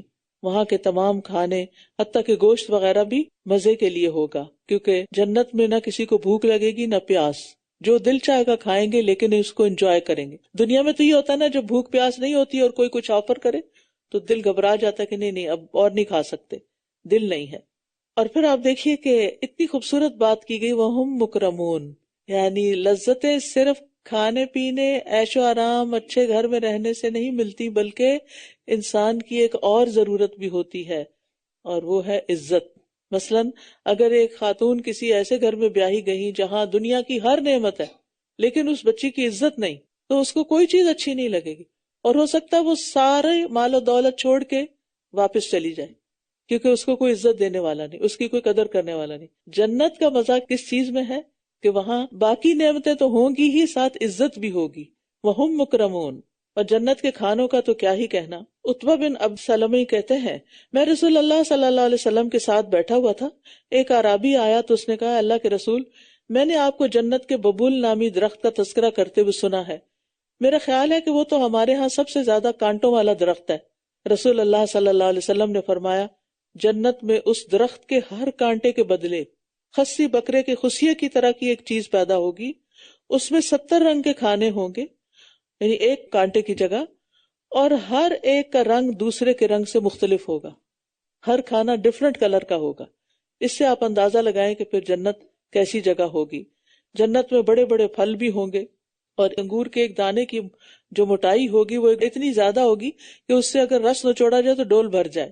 تختوں پر آمنے سامنے بیٹھے ہوں گے، ان پر جاری چشمے سے بھرا ہوا شراب کا ساغر پھرایا جائے گا. یعنی وہاں کسی کے دل میں ایک دوسرے سے کوئی حسد، بغض، عداوت نہیں ہوگی، کیونکہ جس سے کوئی نفرت ہوتی ہے یا ناراضگی ہوتی ہے انسان اس کی طرف دیکھتا نہیں. جنت میں لوگ ایک دوسرے سے منہ موڑ کے نہیں بیٹھے ہوں گے، پیٹھ پھیر کے نہیں بیٹھے ہوں گے، بلکہ آمنے سامنے ہوں گے. اب یہ جنت کی نعمتوں میں سے ایک اور نعمت ہے کہ انسان کے لیے اس کے دوست بھی ہوں گے، اور ان کے ساتھ وہ بیٹھ کے بات چیت بھی کرے گا. جیسے آپ دیکھیں نا کہ آپ کے گھر میں کوئی مہمان آتا ہے، کوئی دوست آتا ہے، آپ اس کو اپنے سٹنگ روم میں لے جاتے ہیں، ڈرائنگ روم میں لے جاتے ہیں، اور پھر آرام دہ نشستوں پر آمنے سامنے بیٹھ کے خوب بات چیت کرتے ہیں، تو آپ انجوائے کرتے ہیں، کچھ کھانا پینا بھی ہو رہا ہے تو کچھ بات چیت بھی. تو جنت میں بھی اسی طرح سب ایک دوسرے کے سامنے بیٹھ کر بات چیت بھی کریں گے، محبت کا اظہار کریں گے، کھائیں پیئیں گے، انجوائے کریں گے.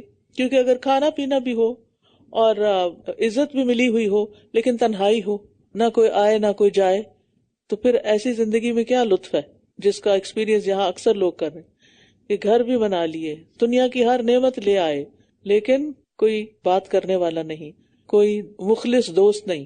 دوست بھی ہوں عام طور پر تو عموماً کیا ہوتے ہیں جن کو اللہ کی خاطر محبت کرنی نہیں آتی اور صرف دنیا کی خاطر آپ سے ملتے ہیں، پھر اگر آپ کے پاس دنیا میں کوئی کمی ہو جاتی ہے تو چھوڑ جاتے ہیں، ان کے اندر بھی وہ خلوص نہیں ہوتا. لیکن جو ایمان والے دوست ہوتے ہیں، یعنی ایمان کے ساتھ دوستی ہوتی ہے، وہ تو مرنے کے بعد بھی ختم نہیں ہوتی، وہ تو مرنے کے بعد بھی دوسروں کے لیے دعائیں کرتے رہتے ہیں، ان کو یاد رکھتے ہیں، کبھی بھی نہیں بھولتے. اور پھر وہاں خاص طور پر جنت کی شراب کا ذکر کیا گیا. کیسی ہوگی؟ بیضاء لذۃ للشاربین، جو سفید ہوگی، پینے والوں کے لیے لذت کا باعث ہوگی، نہ اس سے سر درد ہوگی اور نہ وہ اس سے عقل زائل کیے جائیں گے.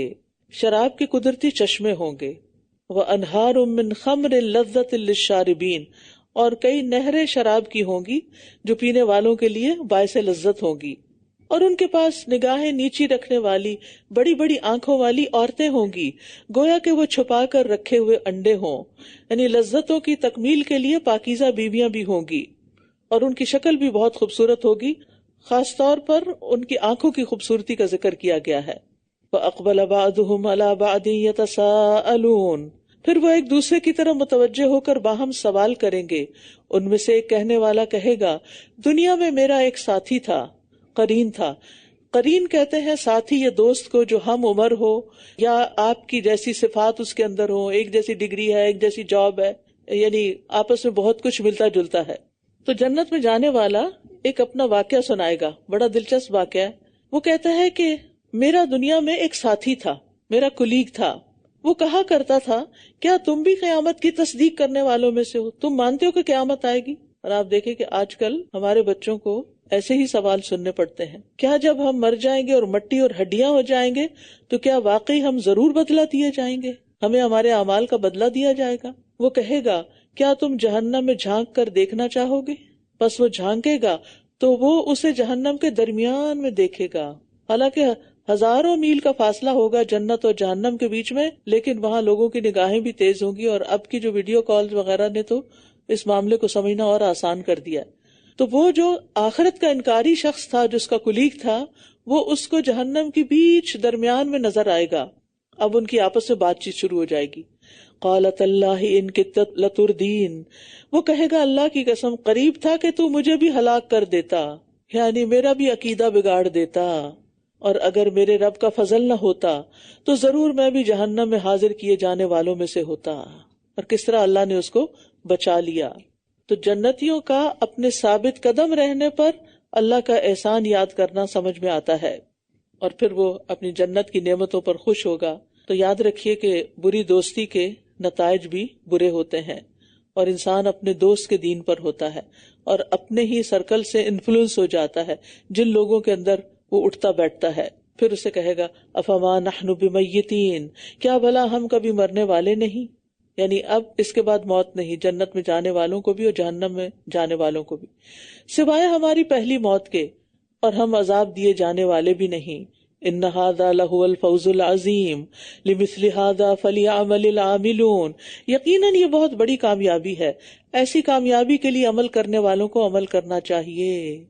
اذالک خیر نزلا ام شجرۃ الزقوم، کیا یہ مہمانی بہتر ہے یا تھور کا درخت، زقوم کا درخت؟ بے شک ہم نے اسے ظالموں کے لیے ایک فتنہ بنا رکھا ہے. بے شک وہ ایسا درخت ہے جو جہنم کی تہ سے نکلتا ہے، اس کے خوشے ایسے ہیں گویا کہ وہ شیطانوں کے سر ہوں. یعنی جہنمیوں کی مہمانی کے لیے زقوم کا درخت ہے، یعنی انتہائی ناگوار اس کی بو ہے اور انتہائی ناگوار ذائقہ ہے، لیکن وہی ان کو کھانے کو ملے گا. اور اسے شیطان کے سر سے تشبیہ بھی دی گئی. بعض مفسرین نے کہا کہ اس سے مراد شیطان کا لفظ سانپ کے لیے بھی استعمال ہوتا ہے، تو جیسے سانپوں کے سر ہوتے ہیں اس طرح وہ بھی اس درخت کے اندر پھل ہوں گے. فَإِنَّهُمْ لَآكِلُونَ مِنْهَا فَمَالِئُونَ مِنْهَا الْبُطُونَ، بس بے شک یہ ضرور اس میں سے کھانے والے ہیں، پھر اس سے پیٹ بھرنے والے ہیں. یعنی اگرچہ انتہائی کڑوا اور انتہائی کانٹوں بھرا اور گندا سا پھل ہوگا، لیکن پھر انہیں بھوک بھی اتنی ستائے گی کہ وہ وہی کھائے چلے جائیں گے. پھر ان کے لیے اس کے اوپر یقیناً کھولتے پانی کی آمیزش ہوگی، یعنی پینے کو پھر ابلتا پانی ملے گا، اس پر مجبور کیا جائے گا، اور جو پیٹ کاٹ کے رکھ دے گا ان کا. پھر بے شک ان کی واپسی اسی جہنم کی طرف ہوگی، بے شک انہوں نے اپنے آباء و اجداد کو گمراہ پایا تو وہ انہی کے نقش قدم پر دوڑائے چلے جاتے ہیں، اور یقیناً ان سے پہلے کے اکثر لوگ بھی بھٹک گئے تھے، اور بلا شبہ ہم نے ان میں بھی کئی خبردار کرنے والے بھیجے تھے، سو آپ دیکھیے ان ڈرائے جانے والوں کا انجام کیسا ہوا، سوائے اللہ کے خالص کیے ہوئے بندوں کے۔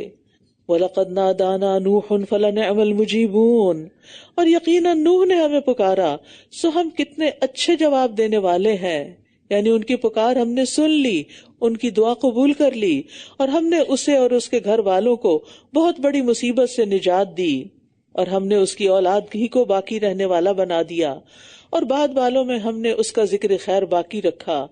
سلام علی نوح فی العالمین، سلام ہو نوح پر تمام جہان والوں میں، بے شک ہم نیکی کرنے والوں کو اسی طرح بدلہ دیتے ہیں، بے شک وہ ہمارے مومن بندوں میں سے تھا۔ پھر ہم نے دوسروں کو غرق کر دیا، اور بے شک اسی نوح کے گروہ میں سے ابراہیم بھی تھا، جب وہ اپنے رب کے پاس سلامت دل کے ساتھ آیا، قلب سلیم کے ساتھ، جس میں نہ شرک ہوتا ہے، نہ شک، نہ منافقت، نہ حسد، نہ بغض، نہ سرکشی، ہر روگ سے پاک دل۔ جب اس نے اپنے باپ اور اپنی قوم سے کہا تم کس چیز کی عبادت کرتے ہو؟ کیا تم اللہ کو چھوڑ کر گھڑے ہوئے معبودوں کو چاہتے ہو، یعنی جن کو تمہارے ہاتھوں نے خود گڑھ لیا ہے؟ تو رب العالمین کے بارے میں تمہارا کیا گمان ہے؟ تو اس نے ستاروں کی طرف ایک نظر دیکھا، پھر کہنے لگا بے شک میں تو بیمار ہوں۔ ستاروں کی طرف دیکھا جاتا ہے غور و فکر کے لیے، بات کرتے کرتے انسان دور دیکھنے لگتا ہے، گویا کسی چیز پہ توجہ کر رہا ہے، کوئی غور طلب معاملہ ہے۔ تو ابراہیم علیہ السلام نے کچھ دیر اوپر دیکھا اور پھر سوچا اور کہا کہ میری طبیعت ٹھیک نہیں، میں نہیں جا سکتا۔ چنانچہ وہ اس سے پیٹھ پھیر کر واپس چلے گئے۔ پھر وہ چپکے سے ان کے معبودوں کی طرف گیا اور کہنے لگا کیا تم کھاتے نہیں ہو؟ تمہیں کیا ہو گیا ہے کہ تم بولتے بھی نہیں ہو؟ یعنی ان کا مذاق اڑانے لگے، کیونکہ مندر میں بتوں کے سامنے طرح طرح کے کھانے اور پھل اور مٹھائیاں رکھے ہوئے تھے، لیکن وہ کھا ہی نہیں رہے تھے جن کے لیے رکھے ہوئے تھے۔ معمولی جانور بھی چیزیں جو اس کے آگے رکھی جائے کھا جاتا ہے، اور انسانوں نے کس کو معبود بنا لیا؟ بے جان پتھر کو، جسے کھانا بھی نہیں آتا، تو انسان اس کو پوجے، کتنی حیرت کی بات ہے۔ پھر وہ دائیں ہاتھ سے مارتے ہوئے ان پر پل پڑا تو وہ سب تیز دوڑتے ہوئے اس کی طرح متوجہ ہوئے، یعنی ابراہیم علیہ السلام نے جب بت توڑ دیے اور قوم کے لوگ میلے سے واپس آئے تو وہ دوڑتے ہوئے ابراہیم علیہ السلام کے پاس آئے، کیونکہ ان کا حال دیکھ کر انہیں سمجھ آ گئی کہ پیچھے تو یہی تھے اور کسی نے نہیں کیا، انہوں نے ہی کیا جو کیا ہے۔ اس نے کہا کیا تم ان کی عبادت کرتے ہو جنہیں تم خود تراشتے ہو، حالانکہ اللہ ہی نے تمہیں پیدا کیا ہے، اور اسے بھی جو تم کرتے ہو۔ انہوں نے کہا اس کے لیے ایک عمارت بناؤ، پھر اسے دہکتی ہوئی آگ میں ڈال دو۔ تو انہوں نے اس کے ساتھ ایک چال چلنے کا ارادہ کیا، مگر ہم نے انہی کو سب سے نچلا کر دیا۔ اس نے کہا بے شک میں تو اپنے رب کی طرف جانے والا ہوں، وہ ضرور میری رہنمائی کرے گا۔ یعنی جب کسی جگہ پر اب رہنا مشکل ہو جائے دین کی وجہ سے تو پھر ہجرت کی جاتی ہے۔ تو ابراہیم علیہ السلام اب اپنے وطن سے نکل کھڑے ہوئے ہیں، کہتے ہیں میں جا رہا ہوں، میرا رب مجھے بتائے گا کہ میں نے کس طرف کو جانا ہے جہاں میں اپنے رب کی عبادت کر سکوں، توحید پر قائم رہ سکوں۔ تو جب وہ نکلے تو ان کے ساتھ ان کی بیوی سارہ اور ان کے بھتیجے لوط بھی تھے۔ رب ہب لی من الصالحین فبشرناہ بغلام حلیم، اے میرے رب مجھے صالحین میں سے ایک بچہ عطا کر۔ تو ہم نے اسے ایک بہت بردبار لڑکے کی خوشخبری دی، صرف بیٹے کی نہیں، غلام حلیم۔ حلم میں کیا چیزیں شامل ہوتی ہیں؟ صبر، اچھا اخلاق، حوصلے کی وسعت اور زیادتی کرنے والوں سے درگزر۔ تو اللہ تعالیٰ نے ان کی دعا قبول کر لی اور ان کو اسماعیل علیہ السلام عطا کیے۔ پھر جب وہ اس کے ساتھ دوڑ دھوپ کی عمر کو پہنچا، کہا اے میرے بیٹے، بے شک میں نے خواب میں دیکھا ہے کہ میں تمہیں ذبح کر رہا ہوں، تو بتاؤ تمہاری کیا رائے ہے؟ اس نے کہا اے میرے ابا جان، جو آپ کو حکم دیا گیا ہے کر ڈالیے، انشاءاللہ آپ ضرور مجھے صبر کرنے والوں میں سے پائیں گے۔ ابراہیم علیہ السلام جب نکلے تو راستے میں ان کو ایک مشکل پیش آئی۔ ایک بادشاہ نے، جو کہ ہر مسافر کے ساتھ اگر اس کی بیوی ہوتی یا کوئی خوبصورت ہوتی تو اس کو پکڑ لیتا اور اس کے ساتھ برائی کرتا، تو حضرت سارہ اور حضرت ابراہیم بھی اس مشکل کا شکار ہوئے، لیکن اللہ سبحانہ وتعالیٰ نے حضرت سارہ کو بچا دیا، اور واپسی پر پھر ان کو اس بادشاہ نے ایک کنیز دی جس کا نام ہاجر تھا، ان کو یعنی اپنے ساتھ فلسطین لے گئے۔ لیکن دونوں بیویوں کے درمیان آپس میں رہنا دونوں کا اکٹھے مشکل تھا، تو اللہ کے حکم سے حضرت ہاجر کو حضرت ابراہیم مکہ لے گئے، وہیں پر وہ رہے. اسماعیل علیہ السلام پہلے پیدا ہو چکے تھے، وہاں جا کر اسماعیل علیہ السلام اور ان کی والدہ رہنے لگے، اور پھر اکثر وقتاً فوقتاً وہ وہاں جا کر ان کی خبر گیری بھی کرتے تھے. یہ کہا جاتا ہے، بعض روایات میں آتا ہے کہ ان کو براق دیا جاتا تھا جس سے وہ بہت تیزی کے ساتھ وہاں جا کر واپس آ جاتے تھے. اللہ عالم. اب جب وہ اسماعیل علیہ السلام کچھ بڑے ہوئے، دوڑ دھوپ کی عمر کو پہنچے، تو ان سے کہتے ہیں کہ میں نے خواب میں دیکھا کہ میں تمہیں ذبح کر رہا ہوں، بتاؤ کہ تم کیا چاہتے ہو. تو بیٹے نے کہا کہ آپ مجھے صابرین میں سے پائیں گے.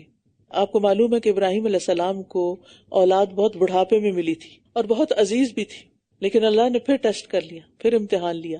ایک نیا امتحان تھا کہ جب وہ بچہ اس قابل ہوا کہ باپ کا ہاتھ بٹا سکے اور کچھ کام کاج کر سکے، اور جو بڑی دعاؤں اور آرزوؤں کے بعد ملا تھا، تو اس کو ذبح کرنے کا خواب دیکھا. اور انبیاء کے خواب وہی ہوتے ہیں، اس لیے اللہ کا حکم سمجھ کر اس پر عمل کرنے میں انہیں کوئی تردد نہیں ہوا. تو انہوں نے کہا کہ پیارے بیٹے، میں خواب میں دیکھتا ہوں کہ میں تجھے ذبح کر رہا ہوں، تم کیا کہتے ہو؟ بیٹا بھی انتہائی صابر تھا، کس باپ کا بیٹا تھا. تو اس نے کہا کہ جو اللہ تعالیٰ چاہتا وہ کر لیجئے. تو کہتے ہیں مسند احمد کی روایت میں آتا ہے، جب ابراہیم علیہ السلام نے اسماعیل علیہ السلام سے بات کی تو انہوں نے اس وقت سفید قمیص پہنی ہوئی تھی اور کہنے لگے، ابا جان، اس کے علاوہ میرے کوئی کپڑے نہیں جن میں آپ مجھے کفن دے سکیں، اس لیے ان کپڑوں کو آپ اتار لیجئے تاکہ بعد میں آپ مجھے ذبح کرنے کے بعد اسی میں کفن دے کے دفنا دیں. یعنی اس حد تک وہ اطاعت گزار تھے. فَلَمَّا أَسْلَمَا وَتَلَّهُ لِلْجَبِينِ وَنَادَيْنَاهُ أَن يَا إِبْرَاهِيمُ. پھر جب وہ دونوں مطیع ہو گئے، دونوں اس بات پر اگری ہو گئے، اور اس نے اسے پیشانی کے بل لٹا دیا، اور ہم نے اسے پکارا، اے ابراہیم، قد صدقت الرؤیا، تم نے اپنا خواب سچ کر دکھایا. انا کذالک نجزی المحسنین، بے شک ہم نیکی کرنے والوں کو اسی طرح بدلہ دیتے ہیں. یہ تو یقیناً کھلی کھلی آزمائش تھی. یہ جو آواز آئی، اس کے بعد ابراہیم علیہ السلام نے پیچھے مڑ کے دیکھا تو وہاں ایک سفید رنگ کا سینگوں والا بڑی بڑی آنکھوں والا دمبا کھڑا تھا. تو انہوں نے اس کو ذبح کر دیا. اس کے بعد یہی ہمارے لیے سنت ابراہیمی بنی کہ ہم قربانی کریں.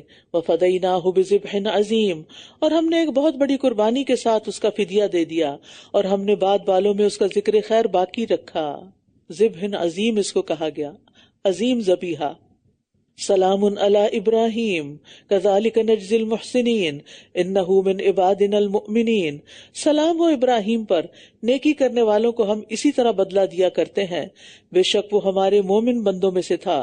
اور ہم نے اسے اسحاق کی خوشخبری دی جو صالحین میں سے ایک نبی ہوگا، اور ہم نے اس پر اور اسحاق پر برکت نازل کی، اور ان دونوں کی اولاد میں سے کوئی نیکوکار ہے اور کوئی اپنی جان پر سری ظلم کرنے والا ہے. وبارکنا علیہ، برکت میں یہ چیز بھی شامل ہے کہ اللہ نے ان کو جو اولاد عطا کی اس میں نبوت کا سلسلہ رکھا. یعنی دونوں بیٹوں سے بہت سے نبی آئے، اور دونوں سے پھر اولاد بھی خوب پھیلی. اسحاق علیہ السلام کی اولاد میں سے بنی اسرائیل ہیں، اور اسماعیل علیہ السلام کی اولاد میں سے عرب لوگ ہیں جن میں ہمارے نبی صلی اللہ علیہ وسلم مبعوث ہوئے. یہاں ایک اور بات بھی یاد رکھیے کہ انبیاء کی اولادوں میں کچھ نیک ہوتے ہیں، کچھ نہیں بھی ہوتے ہیں. اسماعیل علیہ السلام تو بہت نیک تھے، لیکن حضرت نوح علیہ السلام کا بیٹا اس طرح نیک نہیں تھا. اور اس سے یہ بھی پتہ چلتا ہے کہ انسان کی فضیلت کا تعلق اس کے نیک اعمال پر منحصر ہے. یعنی اللہ سبحانہ وتعالیٰ کبھی نیک آدمی فاجر کے گھر پیدا کر دیتا ہے اور کبھی فاجر کو نیک کے گھر پیدا کر دیتا ہے. تو اصل بات یہ ہے کہ صرف نبی کے گھر میں پیدا ہونا فضیلت کا باعث نہیں ہے، بلکہ کون کرتا کیا ہے، اس کے اعمال کیسے ہیں، اس کا ایمان کیسا ہے، یہ دیکھا جائے گا. وَلَقَدْ مَنَنَّا عَلَى مُوسَىٰ وَهَارُونَ، اور بے شک ہم نے موسیٰ اور ہارون پر احسان کیا، اور ہم نے ان دونوں کو اور ان کی قوم کو بہت بڑی مصیبت سے نجات دی، اور ہم نے ان کی مدد کی تو وہی غالب ہوئے، اور ہم نے ان دونوں کو واضح کتاب دی، اور ہم نے ان دونوں کو سیدھے رستے کی ہدایت دی، اور ہم نے بعد والوں میں ان دونوں کا ذکر خیر باقی رکھا. سلام ہو موسیٰ اور ہارون پر، بے شک ہم نیکی کرنے والوں کو اسی طرح بدلہ دیتے ہیں، بے شک وہ دونوں ہمارے مومن بندوں میں سے تھے. اور بے شک الیاس بھی یقیناً رسولوں میں سے تھا، جب اس نے اپنی قوم سے کہا، کیا تم ڈرتے نہیں ہو؟ کیا تم بعل کو پکارتے ہو اور سب سے بہترین خالق کو چھوڑ دیتے ہو، اللہ کو جو تمہارا رب ہے اور تمہارے پہلے آباء و اجداد کا رب بھی. یہاں پر اتدعون بعلا، بعل کا لفظ آیا ہے. بعل کا لفظ عربی میں شوہر کے لیے استعمال ہوتا ہے، اور اس کا مطلب یہاں مالک اور آقا بھی ہے. مشرک اقوام اس لفظ کو رب یا معبود کے معنوں میں استعمال کرتی ہیں، اس لیے الیاس علیہ السلام کی قوم نے اس سب سے بڑے بت کا نام بال رکھا ہوا تھا، اسی لیے انہوں نے پوچھا کہ کیا تم بال نامی بت کو پوجتے ہو؟ فَكَذَّبُوهُ فَإِنَّهُمْ لَمُحْضَرُونَ، پس انہوں نے اسے جھٹلا دیا تو وہ سب ضرور حاضر کیے جانے والے ہیں سوائے اللہ کے مخلص بندوں کے۔ اور ہم نے بعد بالوں میں اس کے ذکر خیر کو باقی رکھا، سلام ہو الیاسین پر، بے شک ہم نیکوکاروں کو اسی طرح بدلہ دیتے ہیں، بے شک وہ ہمارے مومن بندوں میں سے تھا، اور بے شک لوط بھی یقیناً رسولوں میں سے تھا۔ جب ہم نے اسے اور اس کے سب گھر والوں کو نجات دی سوائے ایک بڑھیا کے جو پیچھے رہ جانے والوں میں سے تھی، پھر ہم نے دوسروں کو تباہ کر دیا، اور بے شک تم صبح کے وقت ان تباہ شدہ بستیوں پر سے گزرتے ہو، اور رات کو بھی، کیا پھر تم عقل نہیں رکھتے؟ وَإِنَّ يُونُسَ لَمِنَ الْمُرْسَلِينَ، اور بے شک یونس بھی یقیناً رسولوں میں سے تھا۔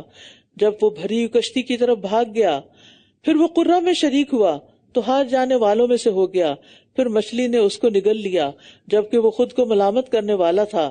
اس کو بیک گراؤنڈ ہے کہ جب یونس علیہ السلام نے اپنی قوم کو سمجھایا، وہ نہیں سمجھے تو یہ ناراض ہو کے ان کو چھوڑ کے نکل آئے کہ اب تم پر عذاب آ جائے گا، لیکن ہوا یہ کہ جب یہ نکلے تو پیچھے جو نیک لوگ تھے انہوں نے توبہ استغفار کی، دعائیں کی، اور وہ عذاب ان سے ٹل گیا۔ ادھر یونس علیہ السلام جو تھے ناراض ہو کے شہر چھوڑ کے آگے ساحل پر اور کشتی میں بیٹھ گئے۔ وہ جس کشتی میں سوار ہوئے آ کر وہ بہت بھری ہوئی تھی، اور کشتی کے ڈوبنے سے خطرے سے بچنے کے لیے اس میں سے سامان اور لوگوں کو پھر باہر پھینکا جاتا ہے۔ کہا جاتا ہے کہ قرہ ڈالا گیا، ان کے نام نکلا، دوسری بار تیسری بار ہر دفعہ، لہٰذا انہیں اٹھا کے سمندر میں ڈال دیا گیا۔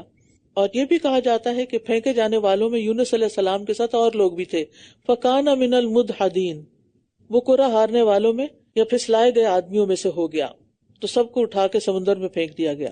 پھر اللہ تعالیٰ فرماتے ہیں فَلَوْلَا أَنَّهُ كَانَ مِنَ الْمُسَبِّحِينَ لَلَبِثَ فِي بَطْنِهِ إِلَى يَوْمِ يُبْعَثُونَ، پھر اگر یہ بات نہ ہوتی کہ وہ تسبیح کرنے والوں میں سے تھا تو یقیناً وہ اس دن تک اس کے پیٹ میں ہی رہتا جب وہ اٹھائے جائیں گے۔ یہ تسبیح کا فائدہ بتایا جا رہا ہے، یعنی قیامت تک وہ یعنی اسی سمندر کے اندر ہوتے، مچھلی کے پیٹ میں ہوتے اگر یہ تسبیح نہ کرتے۔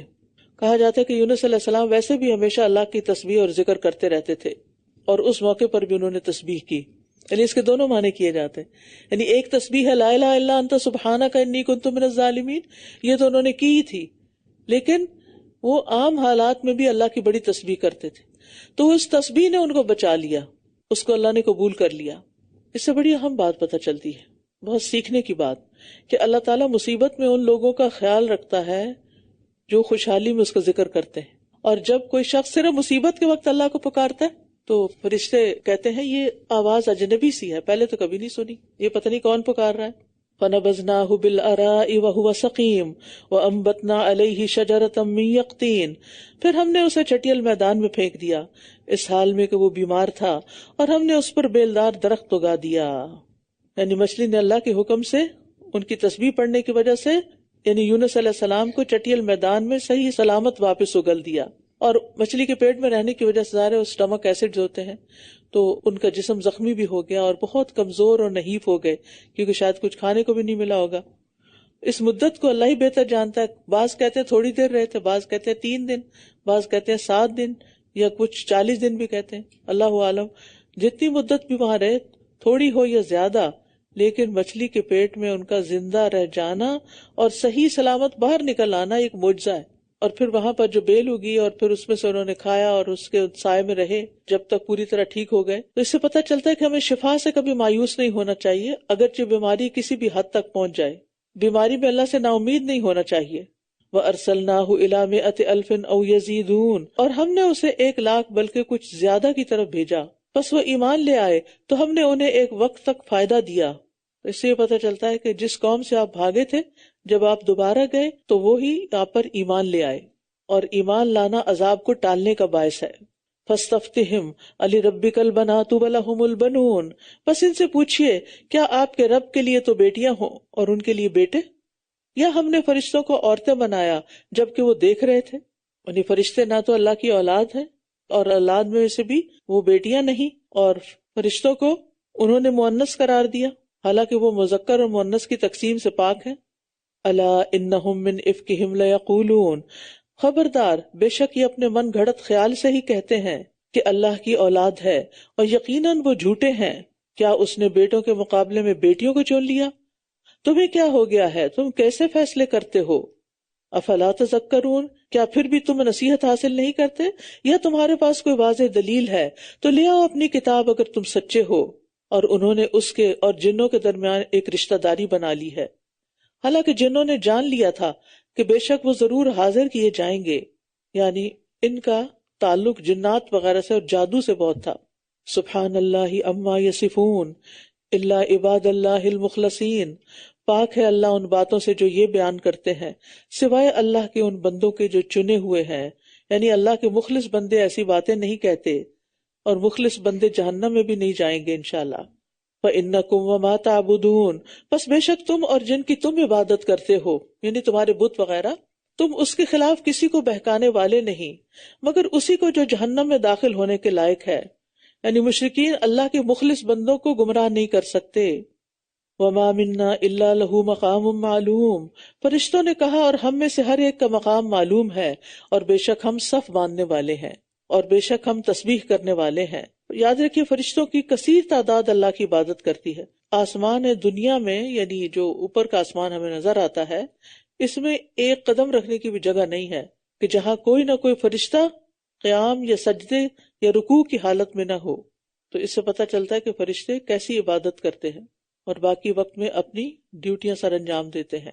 وَإِن كَانُوا لَيَقُولُونَ لَوْ أَنَّ عِندَنَا ذِكْرًا مِنَ الْأَوَّلِينَ لَكُنَّا عِبَادَ اللَّهِ الْمُخْلَصِينَ، اور بے شک وہ کہا کرتے تھے اگر واقعی ہمارے پاس پہلے لوگوں کی کوئی نصیحت ہوتی تو ضرور ہم بھی اللہ کے چنے ہوئے بندے ہوتے.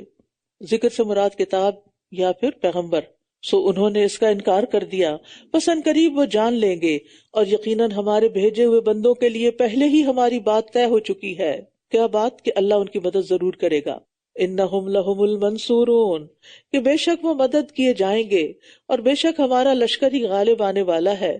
تو آپ ایک وقت تک ان سے منہ پھیر لیجئے.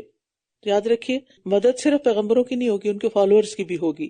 مومن اگر دنیاوی لحاظ سے کسی سے مغلوب ہو بھی جائے تو اپنے ایمان کی وجہ سے وہ غالب ہی ہوتا ہے، وہ بڑا ہی ہوتا ہے. اور آپ انہیں دیکھتے رہیے، پسند قریب وہ بھی دیکھ لیں گے. کیا پھر وہ ہمارے عذاب کو جلدی مانگ رہے ہیں؟ پھر جب وہ ان کے صحن میں اترے گا تو خبردار کیے گئے لوگوں کی صبح بہت بری ہوگی. وَتَوَلَّ عَنْهُمْ حَتَّى حِينٍ وَأَبْصِرْ فَسَوْفَ يُبْصِرُونَ، آپ ایک وقت تک ان سے منہ پھیر لیجئے اور دیکھتے رہیے، پسند قریب یہ بھی دیکھ لیں گے. یعنی تاکید کے لیے یہ بات دوبارہ دہرائی گئی ہے تاکہ آپ صلی اللہ علیہ وسلم کو تسلی ہو اور شاید کفار عبرت حاصل کر لیں، مسلمان ہو جائیں. سبحان ربک رب العزت عما یصفون، پاک ہے آپ کا رب جو بہت عزت والا رب ہے ہر اس چیز سے جو وہ بیان کر رہے ہیں. وسلام علی المرسلین والحمد للہ رب العالمین، اور سب رسولوں پر سلام ہے اور سب تعریف اللہ ہی کے لیے ہے جو تمام جہانوں کا رب ہے. تو پیغمبروں کو اللہ نے بھیجا اور انہیں سلامتی بھی اللہ نے ہی بخشی. سورۃ صاد. بسم اللہ الرحمن الرحیم. صاد والقرآن ذی الذکر بل الذین کفروا فی عزة وشقاق کم اہلکنا من قبلهم من قرن فنادوا ولا حین مناص وعجبوا أن جاءهم منذر منهم وقال الكافرون هذا ساحر كذاب أجعل الآلهة إلها واحدا إن هذا لشيء عجاب.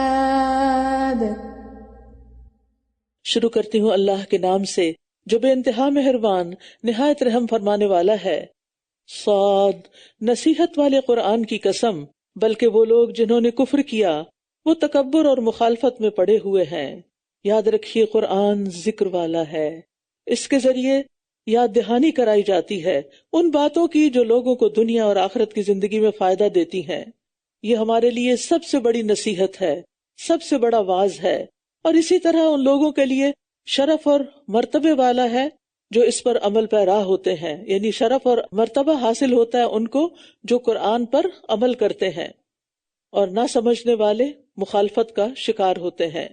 ہم نے ان سے پہلے کتنی ہی امتیں ہلاک کر دیں تو انہوں نے مدد کے لیے پکارا اور وہ وقت بچ نکلنے کا نہ تھا، یعنی عذاب دیکھ کر ایمان لانا فائدہ نہیں دیتا، اور انہوں نے تعجب کیا کہ ان کے پاس انہی میں سے ایک ڈرانے والا آ گیا ہے، اور کافروں نے کہا کہ یہ ایک سخت جھوٹا جادوگر ہے۔ سخت الزامات، کیا اس نے تمام معبودوں کو بس ایک ہی معبود بنا دیا؟ بے شک یہ تو ایک بہت عجیب بات ہے، یعنی سارے معبود ختم اور صرف ایک اللہ۔ اور ان میں سے سردار لوگ یہ کہتے ہوئے چل دیے کہ چلو اور اپنے معبودوں پر جمے رہو، بے شک یہی چیز مطلوب ہے۔ ہم نے یہ بات پچھلی ملت میں نہیں سنی، یہ تو محض ایک من گھڑت بات ہے۔ کیا ہم میں سے بس اسی پر نصیحت نازل کی گئی ہے؟ بلکہ یہ میری نصیحت کے بارے میں شک میں ہیں، بلکہ ابھی انہوں نے میرے عذاب کو نہیں چکھا۔ کیا انہی کے پاس آپ کے رب کی رحمت کے خزانے ہیں جو بڑا زبردست بہت عطا کرنے والا ہے؟ یعنی کفار کا یہ اعتراض تھا کہ یہ قرآن ہم میں سے کسی پر کیوں نہیں نازل ہوا، محمد صلی اللہ علیہ وسلم پر کیوں نازل ہو گیا؟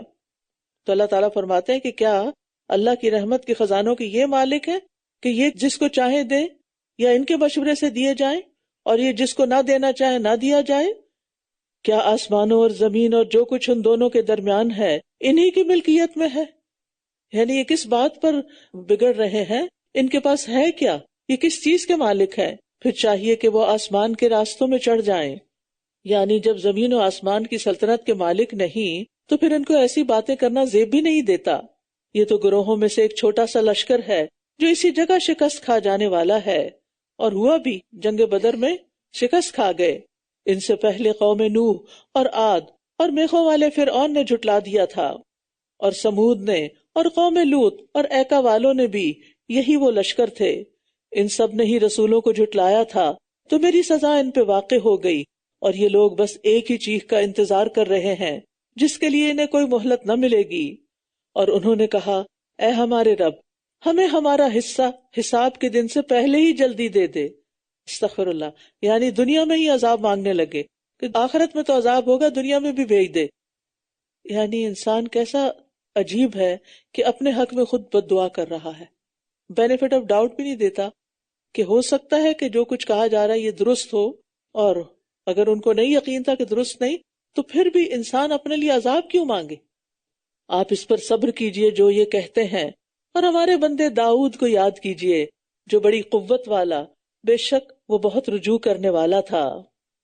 یعنی تسلی کے لیے نبی صلی اللہ علیہ وسلم کو داؤد علیہ السلام اور دیگر پیغمبروں کو یاد کرنے کا حکم دیا گیا ہے، اور اس میں ہمارے لیے بھی ایک سبق ہے کہ جب ہمارے اوپر مشکل حالات ہوں تو ہم ان لوگوں کو یاد کریں جنہوں نے ان مشکل حالات میں بہت اچھی طرح اپنا وقت گزارا اور بہترین کام کیے۔ اس سے انسان کو ڈھارس بن جاتی ہے، انسان کو یقین آتا ہے کہ یہی صحیح طریقہ ہے کسی مشکل سے نپٹنے کا۔ اور اس کے لیے صحابہ کی زندگی، امہات المومنین کی زندگی، اس میں ہمارے لیے بہت سے سبق ہیں۔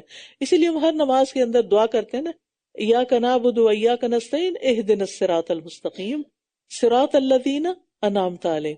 اللہ ہمیں ان لوگوں کا راستہ دکھا جن پر تو نے انعام کیا، یعنی جن سے تو راضی ہوا۔ ہم جب کسی خاص سچویشن میں ہوں تو ہمیں ویسے ہی لوگ یاد آ جائیں جن سے تو راضی ہوا، تاکہ ہم بھی ان جیسے عمل کریں اور ہم بھی ان جیسے اجر پائیں اور تیری رضا کو پائیں۔ داؤد علیہ السلام کو دراصل اللہ تعالیٰ نے بہت سی قوتوں سے نوازا تھا، جسمانی قوت، قلبی قوت، عبادت کی قوت، روزہ رکھنے کی قوت، صحیح فیصلے کی قوت، خوبصورت آواز، اور سب سے بڑھ کر یہ کہ ان ساری نعمتوں کے باوجود وہ بہت زیادہ اللہ تعالیٰ کی طرف رجوع کرنے والے تھے۔ یعنی عموماً یہ ہوتا ہے کہ جب انسان کے پاس بہت قوت آ جاتی ہے، کانفیڈنس ہوتا ہے بہت، تو پھر وہ اپنے اوپر بھروسہ کرنے لگتا ہے، لیکن یہ ہر معاملے میں اللہ تعالیٰ کی طرف رجوع کرنے والے تھے۔ بے شک ہم نے پہاڑوں کو اس کے ہمراہ مسخر کر دیا تھا، وہ سورج نکلنے کے بعد اور دن کے پچھلے پہر اس کے ساتھ تسبیح کرتے تھے، یعنی صبح و شام۔ داؤد علیہ السلام کی قرات جو تھی وہ بہت ہی خوبصورت تھی، اور ان کے ساتھ اور بھی پرندے اور دیگر مخلوق جو ہے وہ ذکر میں مشغول ہو جاتی، اور پرندے بھی اکٹھے کیے ہوئے سب کے سب اس کے لیے رجوع کرنے والے تھے۔ اور ہم نے اس کی سلطنت مضبوط کر دی، اور ہم نے اسے حکمت اور فیصلہ کن بات کرنے کی صلاحیت عطا کی تھی۔ یعنی پرندے بھی زبور کی قرات سن کے اکٹھے ہو جاتے اور ان کے ساتھ تسبیح کرتے، اور اللہ نے ان کو حکمت بھی عطا کی تھی، اور فصل الخطاب، صحیح واضح دو ٹوک فیصلہ کرنے کی صلاحیت، بات کرنے کی صلاحیت، یعنی ٹو دا پوائنٹ بات کرنے کی صلاحیت. اور یہ بھی بہت بڑی خوبی ہوتی ہے. بعض اوقات لوگ چھوٹی بات ہوتی ہے اور لمبی کھینچ لیتے ہیں، اپنا وقت بھی ضائع کرتے ہیں، دوسروں کا بھی. تو یہ اللہ سے حکمت مانگنی چاہیے اور یہ صلاحیت بھی مانگنی چاہیے. اور کیا آپ کے پاس جھگڑنے والوں کی خبر آئی ہے؟ جب وہ دیوار پھاند کر عبادت خانے میں آ گئے. کس کے عبادت خانے میں؟ داؤد علیہ السلام کے. جب وہ داؤد کے پاس داخل ہوئے تو وہ ان سے گھبرا گیا. انہوں نے کہا آپ خوف نہ کریں، ہم دو جھگڑنے والے ہیں، ہم میں سے ایک نے دوسرے پر زیادتی کی ہے، بس آپ ہمارے درمیان حق کے ساتھ فیصلہ کر دیں اور زیادتی نہ کریں اور سیدھے رستے کی طرف ہماری رہنمائی کر دیں.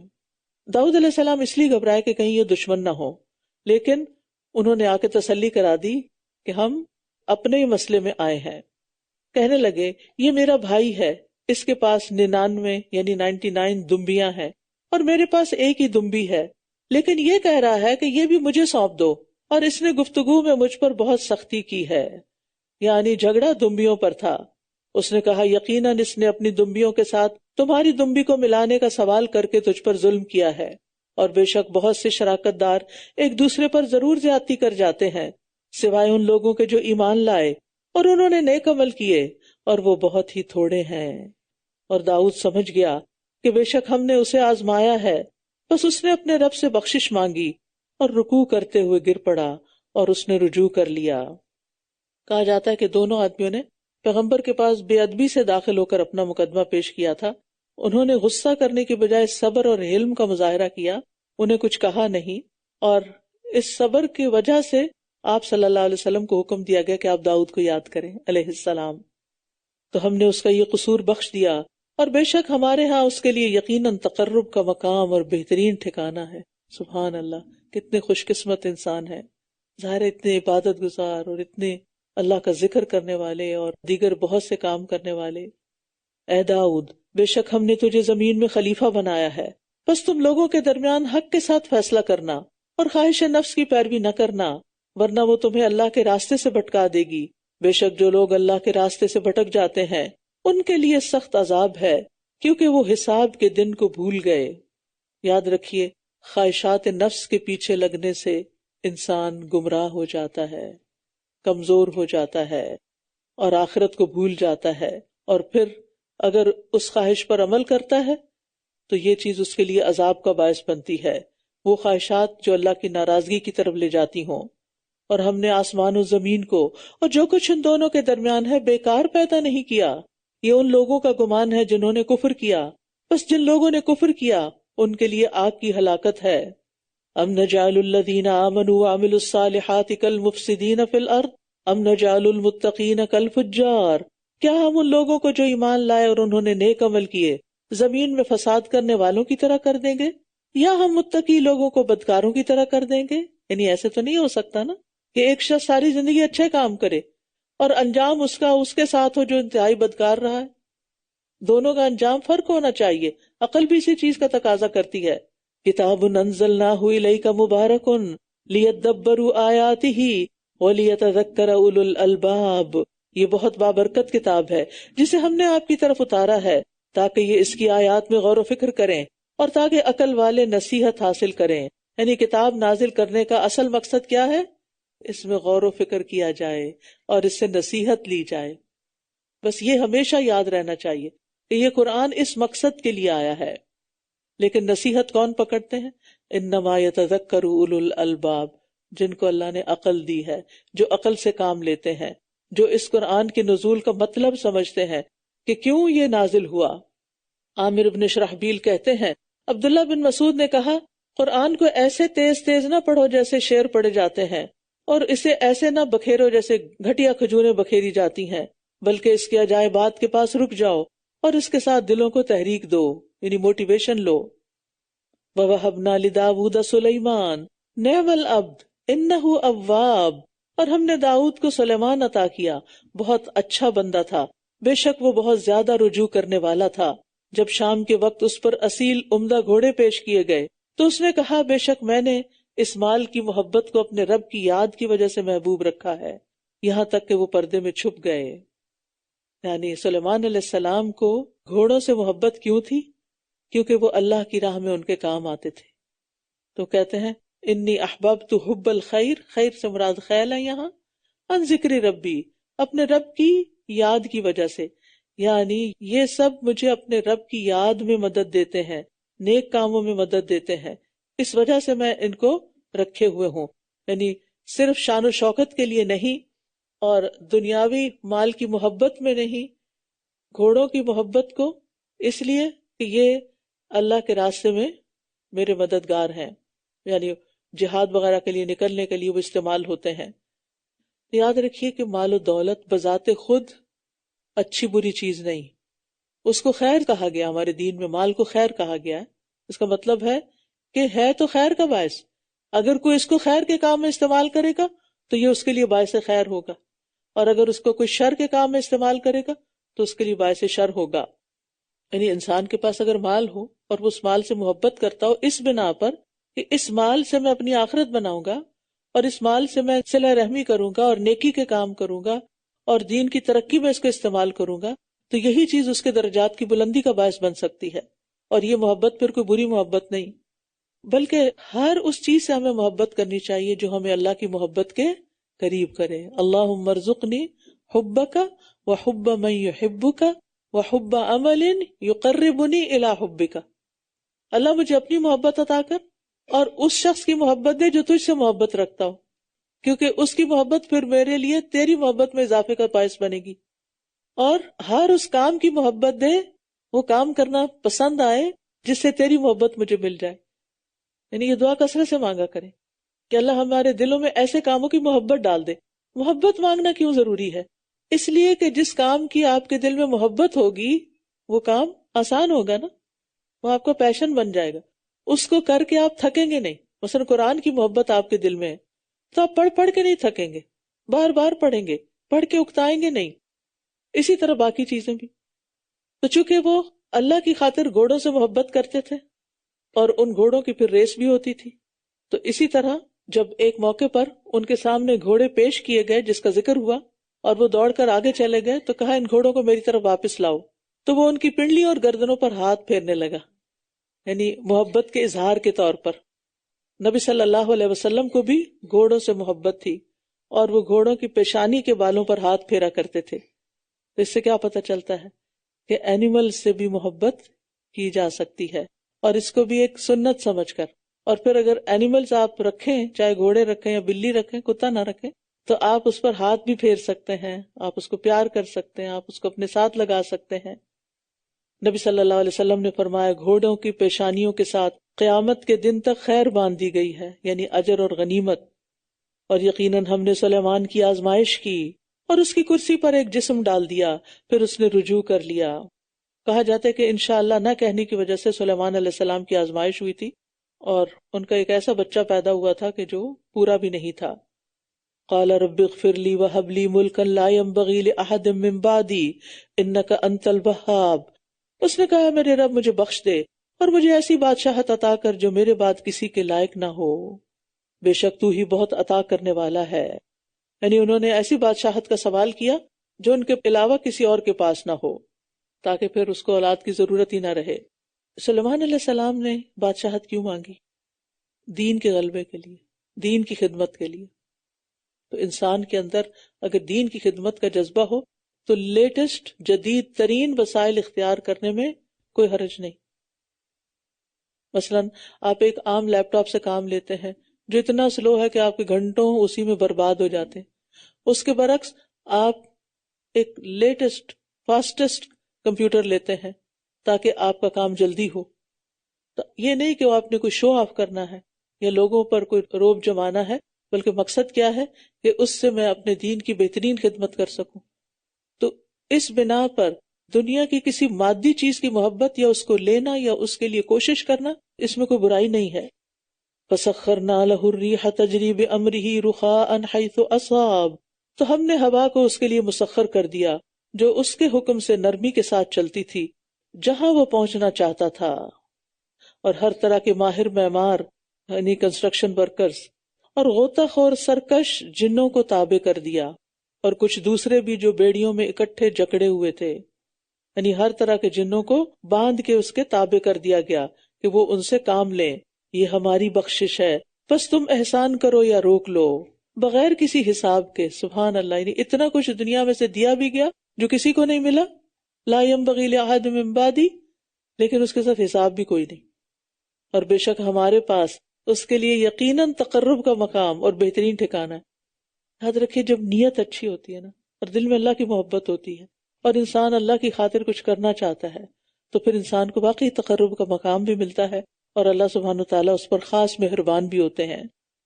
اور صرف دنیاوی بادشاہت مل جانا تو ایک زینت کی بات ہو سکتی ہے، لیکن اس کے ساتھ آخرت، کہ ہمارے پاس اس کے لیے آخرت میں بھی بہترین ٹھکانہ ہے، یہ ہے اصل کامیابی۔ یعنی جب دنیا مانگے تو صرف دنیا نہ مانگے، دنیا کے ساتھ آخرت بھی مانگے۔ ربنا آتنا فی الدنیا حسنہ وفی الآخرۃ حسنۃ وقنا عذاب النار۔ اور ہمارے بندے ایوب کا ذکر کیجئے، جب اس نے اپنے رب کو پکارا کہ شیطان نے مجھے بہت دکھ اور تکلیف پہنچائی ہے۔ تو ایوب علیہ السلام کا ذکر یہاں تیسرا قصہ ہے۔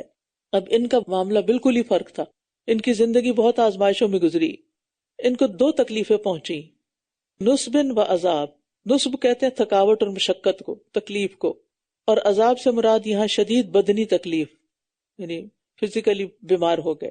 تو اللہ سبحانہ و تعالیٰ کی دعا میں ایک ادب بھی ہے، کیا کہ دکھ اور تکلیف کی نسبت اللہ کی طرف نہیں کی بلکہ شیطان کی طرف کی۔ اور یاد رکھیے، ہر خیر کو اللہ کی طرف منسوب کرنا چاہیے اور شر کو شیطان کی طرف۔ بشر لیس الیک ارکض برجلک ھذا مغتسل بارد وشراب، اپنا پاؤں مارو، یہ نہانے کا اور پینے کا ٹھنڈا پانی ہے۔ اللہ تعالیٰ نے ایوب علیہ السلام کی دعا قبول کر لی، اور ان کی بیماریاں کیسے دور کی کہ ان کو کہا کہ پاؤں مارو، پانی نکلے گا، اور اس سے نہاؤ بھی اور پیو بھی، واٹر تھراپی۔ اور ہم نے اسے اپنی طرف سے بطور رحمت اس کے گھر والے عطا کیے، اور ان کے ساتھ ان کی مانند مزید بھی، اور عقل والوں کی نصیحت کے لیے۔ یعنی بیماری سے پہلے ایوب علیہ السلام کے پاس بہت کچھ تھا، بیماری آئی تو مال و دولت بھی چلا گیا، زمینیں سوکھ گئیں، جانور مر گئے، دوست رشتہ دار چھوڑ گئے۔ کہا جاتا ہے کہ 18 سال تک یہ اس بیماری میں مبتلا رہے، لیکن انہوں نے کبھی اللہ سے شکوہ نہیں کیا۔ پھر اللہ تعالیٰ نے ان کو درست کر دیا، اور پہلے سے بھی اچھی صحت عطا کی، اور پہلے سے بھی زیادہ گھر والے عطا کیے، مزید کنبہ عطا کیا۔ تو اس سے ایک بہت بڑا سبق ملتا ہے کہ پریشانیوں اور تکلیفوں پر صبر کرنے سے، اللہ کو یاد کرنے سے، اللہ کی طرف رجوع کرنے سے انسان کو مزید نعمتیں بھی ملتی ہیں۔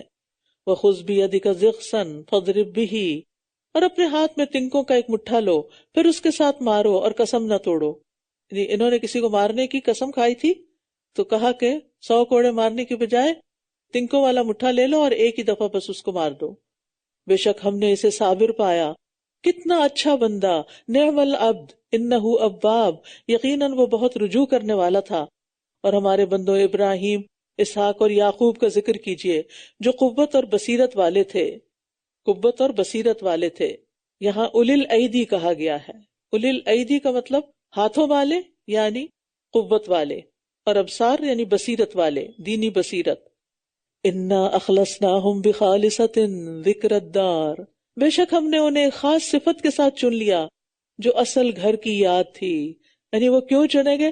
کیونکہ وہ سب سے زیادہ آخرت کو یاد رکھتے تھے، اور بے شک یہ سب ہمارے نزدیک یقیناً چنے ہوئے بہترین بندوں میں سے تھے۔ وَاذْكُرْ إِسْمَاعِيلَ وَالْيَسَعَ وَذَا الْكِفْلِ وَكُلٌّ مِّنَ الْأَخْيَارِ، اور اسماعیل اور الیسع اور ذوالکفل کا ذکر کیجئے، اور یہ سب بہترین لوگ تھے۔ سبحان اللہ، جس کی تعریف اللہ کرے پھر اس کے بہترین ہونے میں کیا شک ہو سکتا ہے۔ یہ ایک نصیحت ہے، اور بے شک متقی لوگوں کے لیے یقیناً اچھا ٹھکانہ ہے۔ یعنی اور لوگ بھی امید سے رہیں۔ ہمیشگی کے باغات جن کے دروازے ان کے لیے کھلے ہوں گے، یعنی جنت کے دروازے بہت چوڑے ہوں گے۔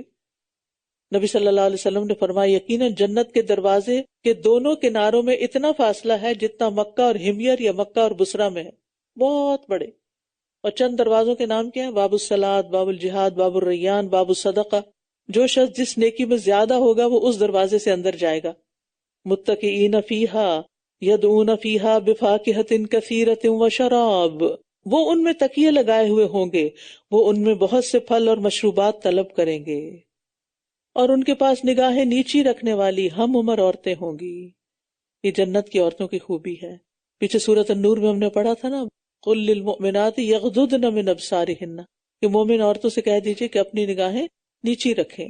یا نیچے رکھنے سے مراد یہ نہیں کہ اوپر رستہ نہ دیکھیں یا کسی کو دیکھیں، نہیں، مراد یہ ہے کہ اپنی نظروں کی حفاظت کریں، ان سے بری چیز نہ دیکھیں.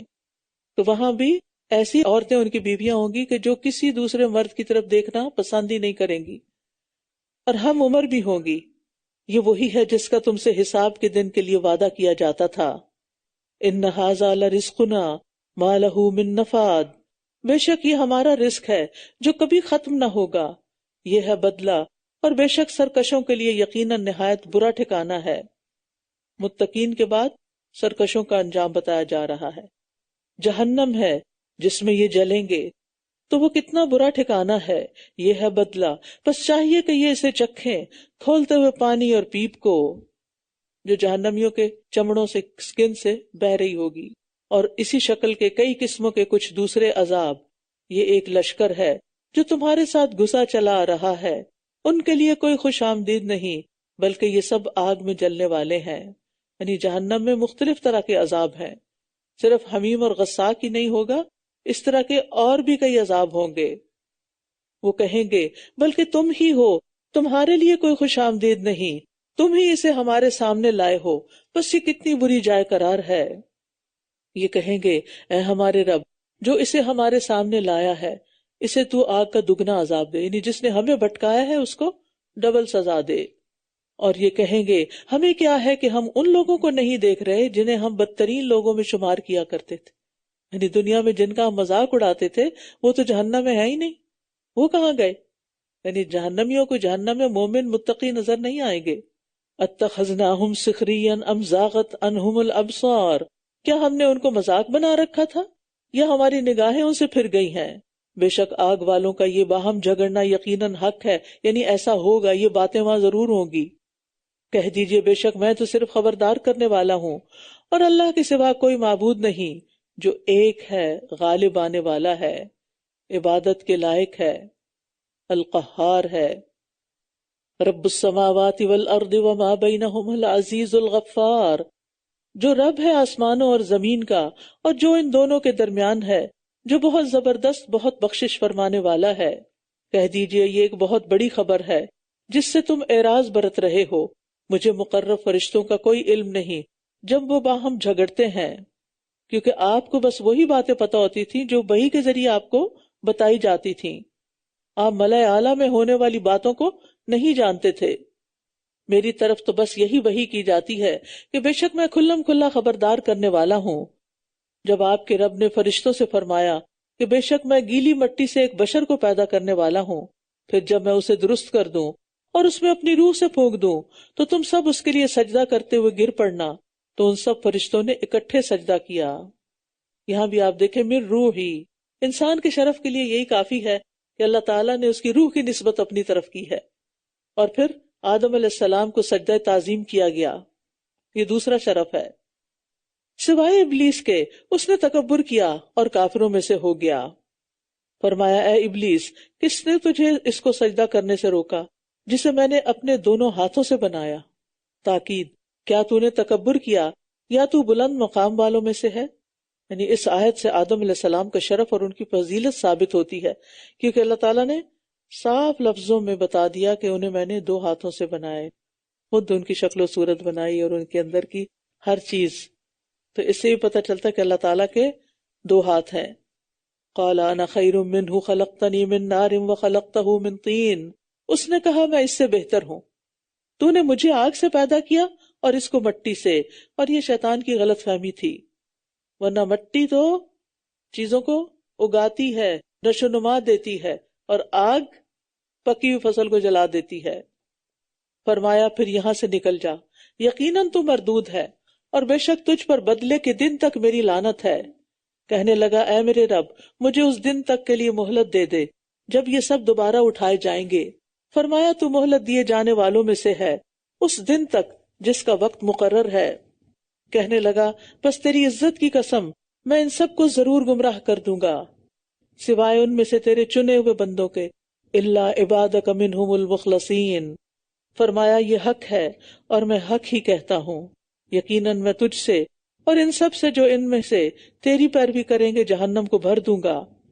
کہہ دیجئے میں اس پر تم سے کوئی اجرت نہیں مانگتا اور نہ ہی میں تکلف کرنے والوں میں سے ہوں، یعنی نبی صلی اللہ علیہ وسلم دین کی تبلیغ سے کوئی دنیاوی فائدے حاصل نہیں کرنا چاہتے تھے اور پھر تکلف بھی نہیں کرتے تھے۔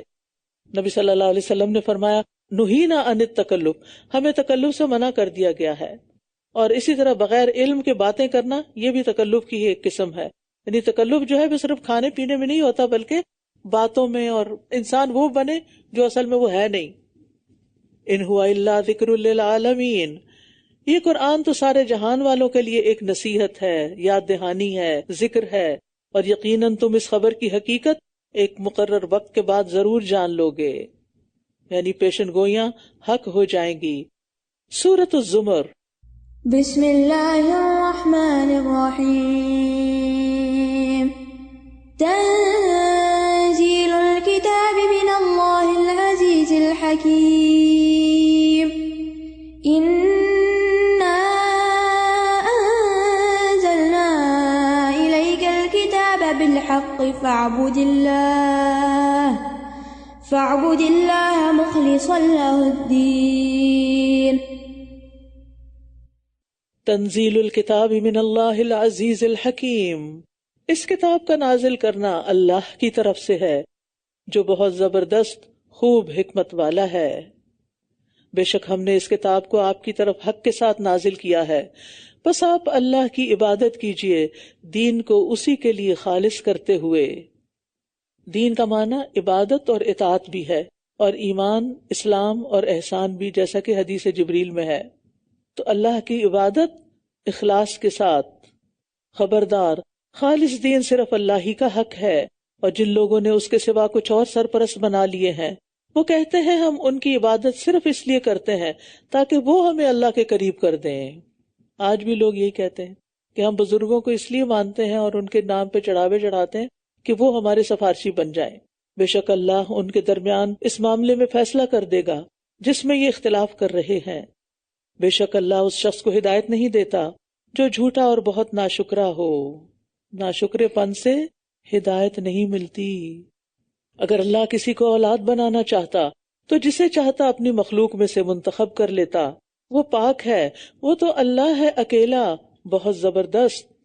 اس نے آسمانوں اور زمین کو حق کے ساتھ پیدا کیا، وہ رات کو دن پر اور دن کو رات پر لپیٹ دیتا ہے، اور اس نے سورج اور چاند کو مسخر کر رکھا ہے، ہر ایک مقرر وقت تک کے لیے چل رہا ہے۔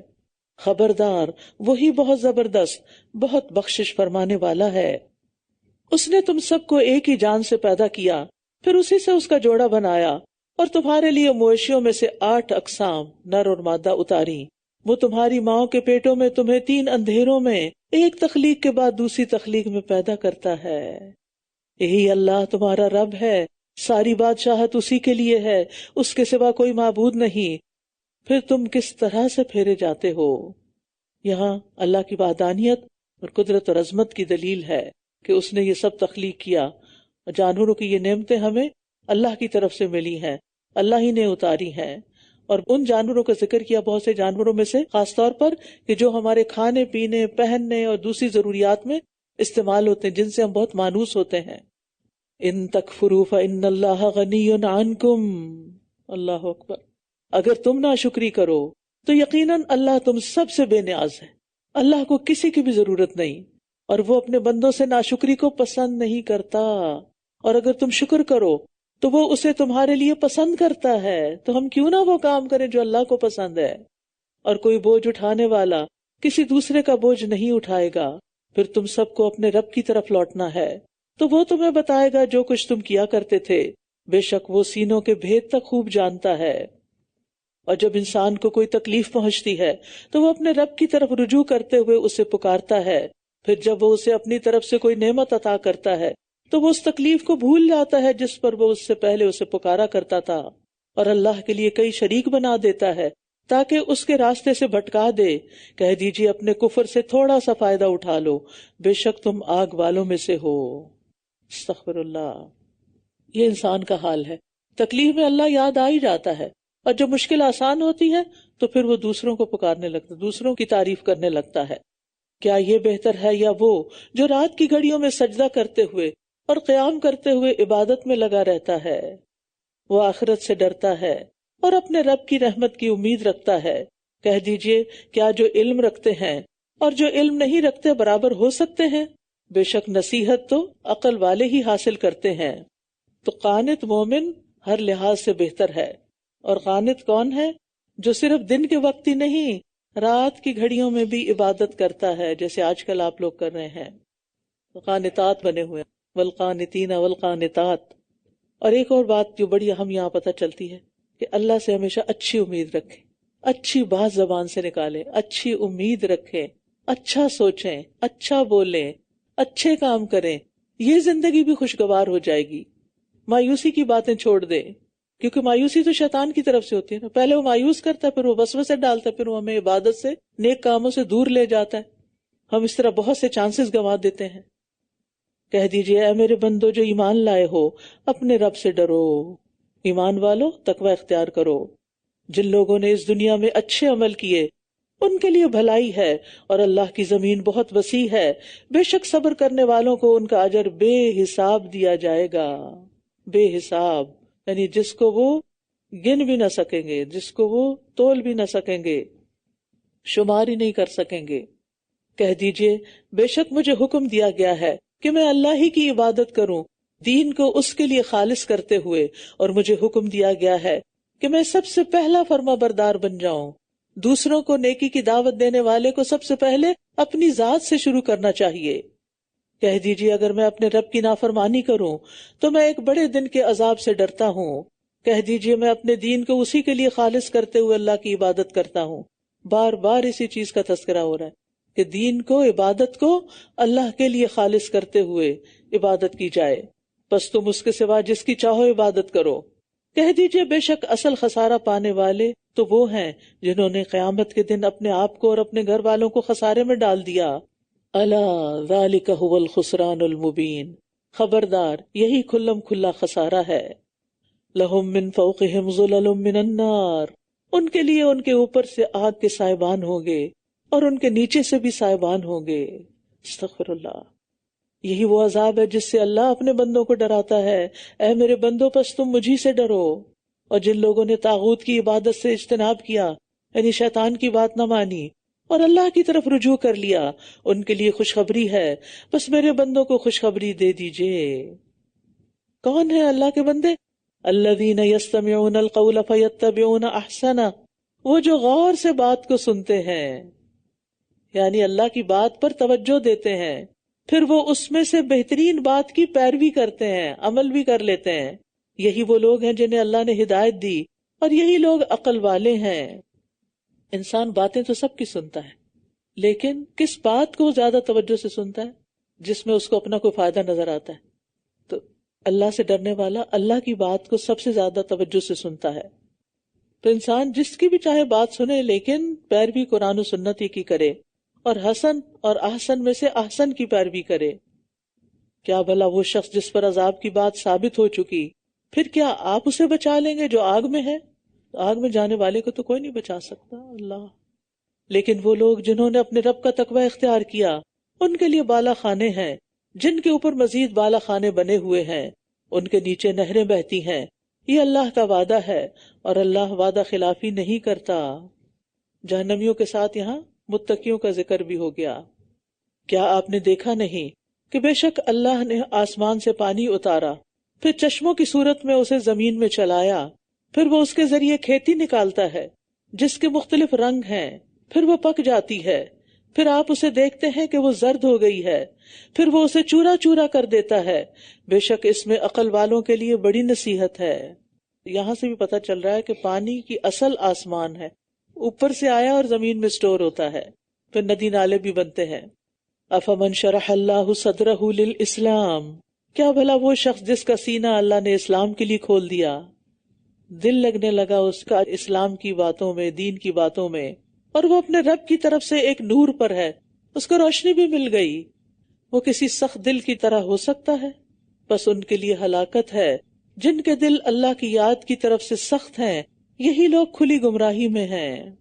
دل کی سختی اللہ کی طرف سے ایک سزا ہوتی ہے۔ اللہ تعالیٰ جب کسی قوم پر غضبناک ہوتا ہے تو ان کے دل سے رحمت کو چھین لیتا ہے۔ دل کی سختی ہونا بدبختی کی علامت ہے۔ نبی صلی اللہ علیہ وسلم نے فرمایا، بدبخت کے سوا رحمت کسی سے نہیں چھینی جا سکتی۔ ابو ہریرہ سے روایت ہے، ایک آدمی نے رسول اللہ صلی اللہ علیہ وسلم سے اپنی سنگ دلی کی شکایت کی۔ آپ نے فرمایا، اگر تم دل کو نرم کرنا چاہتے ہو تو مسکین کو کھانا کھلاؤ اور یتیم کے سر پہ ہاتھ پھیرو، دل نرم ہو جائے گا۔ اللہ نے بہترین کلام نازل کیا، ایک ایسی کتاب جس کی آیات باہم ملتی جلتی ہیں، یعنی مضامین بار بار دہرائے جاتے ہیں، بار بار دہرائی جانے والی ہیں، جس سے ان لوگوں کی کھالوں کے رونگٹے کھڑے ہو جاتے ہیں جو اپنے رب سے ڈرتے ہیں، پھر ان کی کھالیں اور ان کے دل اللہ کی یاد سے نرم ہو جاتے ہیں۔ یہی اللہ کی ہدایت ہے، وہ اس کے ذریعے جسے چاہتا ہے ہدایت دیتا ہے، اور جسے اللہ گمراہ کر دے اسے کوئی ہدایت دینے والا نہیں۔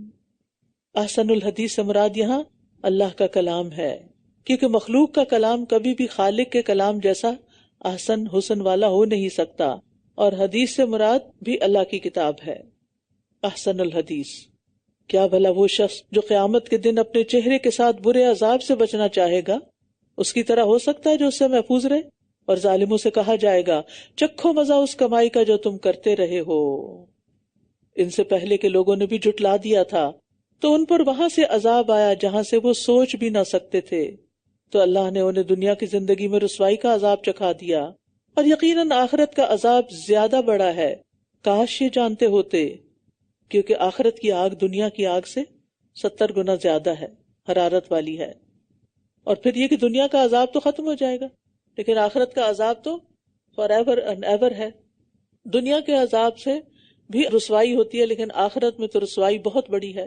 اور یقیناً ہم نے اس قرآن میں لوگوں کے لیے ہر طرح کی مثال بیان کی ہے، شاید کہ وہ نصیحت حاصل کریں۔ مثال کے ساتھ بات جلد سمجھ آتی ہے، اس لیے اللہ سبحانہ وتعالیٰ نے انسانوں کے آس پاس کی چیزوں سے ان کو مثالیں دے کے باتیں سمجھائی ہیں۔ قرآنً عربیًا غیر ذی عوج لعلہم یتقون، یہ قرآن جو عربی میں ہے اس میں کوئی ٹیڑھ نہیں تاکہ وہ بچ جائیں۔ اللہ نے ایک مثال بیان کی، ایک ایسے شخص کی جس میں باہم جھگڑنے والے کئی شریک ہیں، اور ایک دوسرا شخص ہے جو ایک ہی شخص کا غلام ہے، کیا یہ دونوں مثال میں برابر ہو سکتے ہیں؟ سب تعریف اللہ کے لیے ہے، بلکہ ان کے اکثر علم نہیں رکھتے۔ یہاں مشرک اور موحد کی مثال بیان کی گئی ہے، یعنی ایک ضدی بدخلق جھگڑنے والا آدمی ہے، اور پھر وہ آپس میں بھی ایک دوسرے سے ضد کرنے والے ہیں، اور دوسری طرف صرف ایک اللہ کو ماننے والے۔ رجلا سلما لرجل، ایک کئی آقاؤں کا غلام ہے اور ایک صرف ایک آقا کا غلام ہے، تو موحد جو ہوتا ہے اس کا صرف ایک ہی آقا ہے، اللہ۔ اس کی وجہ سے اس کی زندگی بھی پرسکون کہ ایک ہی کو راضی کرنا ہے، ایک کو خوش کرنا ہے۔ اور پھر یہاں الحمدللہ کہا کہ ظاہر ہے کہ دونوں برابر نہیں ہیں، تو اللہ کا شکر ہے جس نے بہترین اور آسان مثال سے توحید سمجھا دی۔ انک میت وانہم میتون ثم انکم یوم القیامت عند ربکم تختصمون، بے شک آپ مرنے والے ہیں اور بے شک یہ سب بھی مرنے والے ہیں، پھر تم سب قیامت کے دن اپنے رب کے پاس جھگڑا کرو گے۔ یہاں نبی صلی اللہ علیہ وسلم کے فوت ہونے کی خبر دی جا رہی ہے۔ آج بھی لوگوں کے درمیان اس میں اختلاف ہے، کیا فوت ہوئے یا نہیں ہوئے۔ صحابہ نے نبی صلی اللہ علیہ وسلم کی وفات کو تسلیم کیا جب ابو بکر رضی اللہ عنہ نے انہیں آ کر خطبہ دیا، اور نبی صلی اللہ علیہ وسلم اگر اب بھی زندہ ہوتے تو صحابہ کبھی آپ کو غسل نہ دیتے، کفن نہ دیتے، دفن نہ کرتے، باہر ہی رکھ کے رہنے دیتے۔ ثم انکم یوم القیامت عند ربکم تختصمون، پھر قیامت کے دن تم اپنے رب کے پاس جھگڑے کرو گے۔ کس چیز کے جھگڑے؟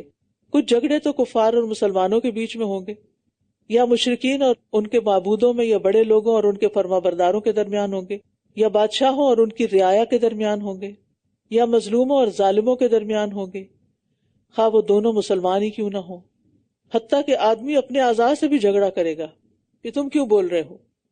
اور پھر یہ ہے کہ ہر حقدار کو اس کا حق پورا پورا دے دیا جائے گا، کہ کسی پر ظلم نہیں کیا جائے گا، تو پھر جھگڑے ختم ہو جائیں گے۔ وآخر دعوانا ان الحمد للہ رب العالمین، سبحانک اللہم و بحمدک، اشہد ان لا الہ الا انت، استغفرک و اتوب الیک۔